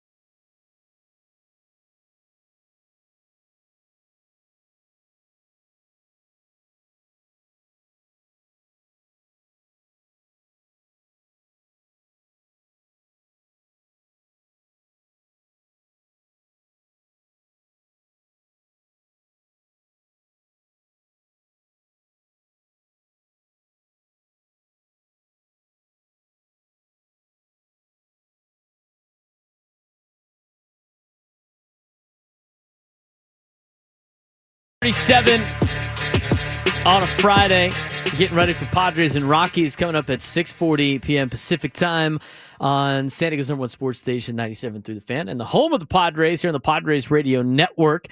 This game day hour on 97 through the Fan brought to you by Crystal Geyser Alpine Spring. What makes Crystal Geyser Alpine Spring water different? We always bottle our Alpine Spring water less than 1.5 miles from the spring source, and all of our bottles are made with 50% recycled plastic from our own recycling plants. Crystal Geyser, bottled at the spring source. Gwynn and Chris will be on after me at 2 o'clock, followed by the EcoWater SoCal Padres pregame show at 5:40. About to head on down to the ballpark, get ready for Padres and Rockies, but thought we'd get a little preview for you. Joining me now on the Braden Surprenant Show is a local product out of Torrey Pines High School that has now done some great things in Denver. He's a 9 News KUSA sports reporter and anchor in Denver, Colorado, knows everything about Rockies and Broncos, and we could probably talk to him about the soccer, Colorado Rapids as well. But Scotty Gange back on the airwaves in San Diego, man. What's going on? Thanks again for joining me. Braden, thank you for introducing me as a Torrey Pines graduate first. I was hoping that you would throw that in, that I'm a very proud Falcon. So my day is already made. It's 81 degrees here in the Mile High City. I got no complaints in life, man. Well, I've had a Saintsman on. I've had now a Torrey Pines Falcon on. I just got to show that us at Cathedral like to embrace our rivals in some capacity. Yeah. So I got to get that out of the way first. I sat down with Mickey Moniak yesterday, of course, San Diego legend, La Costa Canyon kid, right, #1 overall pick, who's playing with the Rockies now. So we're all becoming friendly with our rivals years after graduation. That's right. Love seeing all the San Diego kids working in sports, which is awesome. So let's talk about this Rockies club a little bit. Obviously, you cover all the sports in the Denver area. And you look at what the Rockies have done so far. They're 3-9. They're off to a rough start. They had a good bounce back win yesterday, but they've really needed some help in terms of some veteran leadership. It was reported that Ryan McMahon, kind of had a little bit of a not necessarily a players-only meeting speech, but already 12 games into the season, had to give a speech after the 17-2 loss. For a guy that goes down to the clubhouse, what's the team morale like for the Colorado Rockies entering 2025? Well, going into the season, we all knew the Rockies were not going to be good. You can say it as simple as that they were going to be the worst team in the NL West, which, as everybody in San Diego knows, is stacked. You never want a players-only meeting in general, but especially not 11, 12 games into the season after losing by 15 runs at home.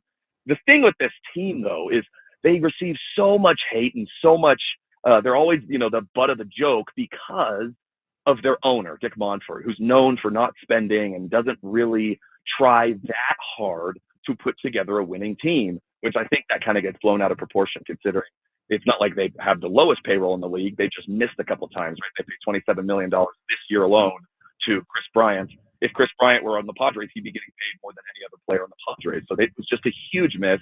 Bryant wasn't even in the starting lineup for the home opener. So they're just spending money in the wrong places. But they do have some guys that are talented, just young, but do care, like a guy like Ryan McMahon, who was an all-star last year. So it's a frustrating season, 12 games in already for this team, because they just, you could say maybe the Rockies have 5 or 6 great players and the Padres have 15 or 16 great players. So they have guys that care. They do have some players that can play ball, but just not enough of them. I mean, their bullpen is horrid. I hate to say it, but it's horrid. They have good starting pitchers, fun young players. You guys will see Zach Veen in his 5th, 6th, and 7th career MLB game. He's kind of like a Merrill, Tatis mix of both. He's super fast, super fun to watch. He's got bleached blonde hair. He looks like a San Diegan. So he'll be fun to watch for the Rockies. But boy, they're just struggling. And they have been for so long. There is such little hope on this team, but they do have guys that care, which you can respect. Talking with Scotty Gange, who is a sports reporter and anchor up in Denver for 9 News. San Diego guy, true and true, of course. So we get the full report from Denver, Colorado, as the Rockies come in to play the Padres for the first time of 2025. Offensively, you mentioned, the Rockies have guys like Ryan McMahon and Brenton Doyle. Yep. They expect a lot of Michael Toglia, who is off to a shaky start, but had a good 3-hit game on Thursday. Seen some inconsistencies, seen some pressing. What is the offense been so far for the Rockies? And, is it pressing? I mean, they've only scored 33 runs through the first 11 games, and we know about that ballpark in Colorado. Yeah, the offense has been a snooze fest. And right. I mean, with the altitude, you would think they would score much more than they do. They just can't put the bat on the ball. I mean, it's not like they're popping out. They just have such a high strikeout rate, and they are, oh man, you feel bad for them because they're so poor at the plate. But Michael Toglia gets 3 hits yesterday. Brenton Doyle had 5 RBI yesterday. He, in my opinion, is their best player. And there's something funny about these Rockies. Last year, they played the Padres 13 times. They beat them 8 times. The Rockies are the worst team in the National League, and they just have the Padres number. And so after losing by 15 runs, I think it made them really angry. They got back and won, 7-2 yesterday, and maybe they might be coming in with something to prove to San Diego. You've got to believe they are. But so far, they have proven remarkably little this season at the plate, and with the Padres starting pitching and relievers, they might have a long 3 days in San Diego. Yeah, and then another 3 days that they have to deal with in Los Angeles coming up right after that. It's kind of a tough road trip that the Braves. Yeah, the MLB does that, right? Yeah, exactly. Just call the Braves. Ask them how they're doing right now after the 7 games that they played in San Diego and LA. Well, Scotty, you brought up the Rockies have had the Padres number for a long time now. In fact, the Rockies are 10 games above 500 against the Padres since 2010. Since 2021, in more recent history, years that you and I were not in high school, they have still done a lot better against the Padres. They're 33-31 against San Diego. They continue to not do well against the Dodgers and the Giants, but seem to have the Padres number. We talked about it on a roundtable. Can't really find a solution. Is there anything that you've noticed about why the Rockies have been able to get the Padres, or it just seems to be a coincidence? I don't know if Bud Black's got that extra mojo or not against his former squad, but it seems like the Rockies have these games circled all the time. Maybe it is some sort of Buddy Black, voodoo magic that he works with his former team, like you said. I don't know. I think, when you go to Rockies games, first off, everybody that goes to Rockies games, they go there to be in the ballpark, not to watch baseball. But I often feel that when it's visiting teams or when visiting teams come to your park, like the Rockies come, the Padres, of course, are wrapping up playing against some of the better teams in the league, right? They play the Dodgers, the Giants, they're playing all these great teams. And then the Rockies come, and perhaps they put their feet up and say, hey, the Colorado Rockies, they're 40 games under 500 or however low they are at some point of the season. So I think it's just a consistent trap game that has gotten to the Padres. I can't think of any other reason why you could say, because the Rockies have such great left-handed pitchers and the Padres struggle with that. It's just a consistent trap game that the Padres fall to. So who knows? Maybe this is a different team, Padres, this year. I mean, last year they struggled, and it was one of the better teams we've ever seen in at least my lifetime. And they still struggled against the Rockies. So it's a trap game for the Padres early. They've been awesome this season. What are they, 9-3, something like that, 9-4. And let's see if they can just keep on the gas and squash the Rockies and just get 3 quick wins out of it. We're talking with Scotty Gange, sports reporter and anchor for 9 News up in Denver, giving us a preview of the Rockies and the Padres coming up later on your airwaves at 6:40. Ecowater SoCal Padres pregame show at 5:40. You mentioned the starting pitching's did pretty well. And, honestly, in Bud Black's tenure with Colorado, he has been able to have good starting pitching, which is very difficult to do in Colorado. Ryan Feltner has been quietly reliable. Antonio Senzatella had a couple of good starts before, obviously, the big blowout a couple of days ago. You still got guys like Kyle Freeland. I mean, with the starting staff, if they can go deep into games, that could be a key to success for the Rockies this weekend. Totally. And Herman Marquez, who you're going to see today, I hope he has a nice welcome to San Diego, because that dude has been through a whole lot in these last 2 years. He's scheduled to start tonight. He was an all-star. He was a regular starter, several-time opening day starter for the Rockies. Then he got Tommy John, TJ, in 23. He came back last year for 1 game, and he got another stress reaction issue with his elbow. He missed the rest of the season. So before 2025, he had pitched 6 innings in 2+ years. And he comes out, and he's been pitching the ball pretty well this year. 2 starts, only 3 earned runs. So you root for guys like that, even if they're wearing the other cloth, right? And so he's pitching well. Their starters are strong. It's just the relieving core that really struggles. And as you know, as I know, as all Padre fans know, boy, they can hit the ball. If anybody messes up, you've got 1 through 9, or maybe for the Padres, 1 through 6, that can really make you pay. We're talking with Scotty Gange from 9 News, sports reporter and anchor, that's giving us a preview of the Rockies and the Padres.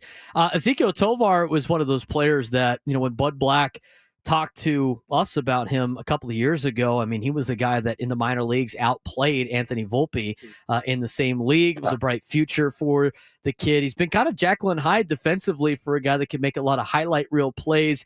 You mentioned that you think Brenton Doyle's the best player on the Colorado Rockies. What is Ezequiel Tovar done in his first couple of years, and what do the Rockies and their fans think about the young shortstop? Well, everybody likes Ezequiel. He's one of the guys where you say, okay, yes, the Rockies are poor right now, but we've signed Ezequiel Tovar. And from the opinion of a Rocky fan, you mentioned the Jekyll and Hyde aspect. Not to compare another person to Fernando Tatis because nobody can, but it's easy for Padre fans to consume, right?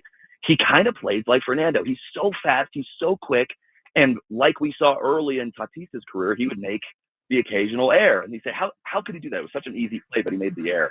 And then Tovar will make some diving, amazing catch. So he's fun to watch. I mean, if you're going to be bad, you got to be entertaining. At least the Rockies have some entertaining guys. And so I think San Diego fans will enjoy watching him, really enjoy watching Zach Veen. I'm super high on him. And you know what I saw on Twitter today, Braden? Today is the 7 or 8 year anniversary of that awesome Nolan Arenado, Luis Perdomo brawl when the benches cleared up at Coors Field. He was chasing down Perdomo down third base. I just started laughing out loud. I totally escaped my memory. And what an awesome moment. So maybe there'll be a little firepower this weekend. Who knows? A little firepower would be extra fun for a lot of fans in San Diego. Oh yeah, absolutely. Especially with the attendance they've had. I just wanted to ask you real quick. I mean, you obviously cover all the sports in Denver. With the way that Dick Monfort is and the Rockies and in a town like with Denver, where they've had success with the Nuggets and they've always had success with the Broncos and kind of been a Broncos town. And, the Avs have been, competing at the top of the NHL, over the last, handful of years or so. And so many different sports. They have every major sport in professional sports in the United States. Where do the Rockies fall in? I mean, what's the vibe around the Rockies during the summertime? You mentioned, and Coors Field's one of the best stadiums in all of baseball. It just seems like it's more of a vibe team than anything else. But what kind of recognition do the Rockies have? Do people really, care so much that they're, not necessarily one of the better teams in the National League? Like any sports team, they have fans. People do care. But I hate to say it, Coors Field for the last couple of years has been a glorified bar. You pay $5, $10 to get in and sit in the cheap seats, or just get standing room, and you go up to that right field, the rooftop. The rooftop they call it, where it's a big bar, it's a big party. That's what it is. Denver fans are so strong, but they need a winner, and the Rockies have shown that A, they're not a winner, and B, they are poor at creating a team that can win. They haven't been close to being competitive in the last 5 years since I've moved here. And so it's unfortunate to see, because you go to a city like San Diego and you see a team that's competing, and you see a fan base that is working so hard to cheer this team on and having so much fun doing it. And so the Rockies, I mean, Denver's got 3 major professional sports teams that are very good. And the Rockies are definitely, an afterthought. And people go because, they'll go next week when it's sunny and in the 80s, and you get a beer for $3 before the game starts. But that right now is kind of it. Well, Scotty, appreciate the time, man. I know you're busy out there in Denver. I know you try to hide some of the Padres stuff up there, not to get too many people mad at you in the Denver area. But stay strong in San Diego. We appreciate you doing great things. Continue the success. Braden, I'm just happy that I got to be on the Braden Surprenant Show. This is a great day for me. Well, I'm glad to have you on. We'll get you on during the football season, talk about the Broncos and everything else. So appreciate your time, Scotty. Sounds Thanks again. Yes, sir. Thank you. Scotty Gange from Torrey Pines High School, longtime friend. He's killing it up there in Denver. He's doing some high school stuff for he's really like energized, his news station, and it's kind of fun to watch him do the reports. I think, and I haven't asked him about it, but he does some of the alarm clock. He does like the pep rally stuff at the high school, like kind of rolling off of what KUSI does with the PPR, and he's doing a great job up there. He won the at a college. He won the Oh, what is the award for like the best youth broadcaster in the country? It was the Jim Nantz Award he won at Arizona State. So he's doing a great job up there in Denver.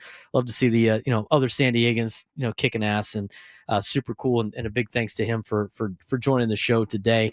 As we kind of wrap up the week, had a fun week again. Thanks again to all of you guys for tuning into the shows all week long, talking Padres baseball. We got a lot of other stuff that we're going to talk about next week. Hopefully the Padres take care of business tonight, tomorrow, and on Sunday, and get some revenge on the Chicago Cubs. After losing 2 of 3 at Wrigley Field. Padres will have them on Monday, Tuesday, and Wednesday. So a nice little homestand for San Diego before they hit the road again. And get ready for another road trip. But the Padres so far, again, off to a great start to the season.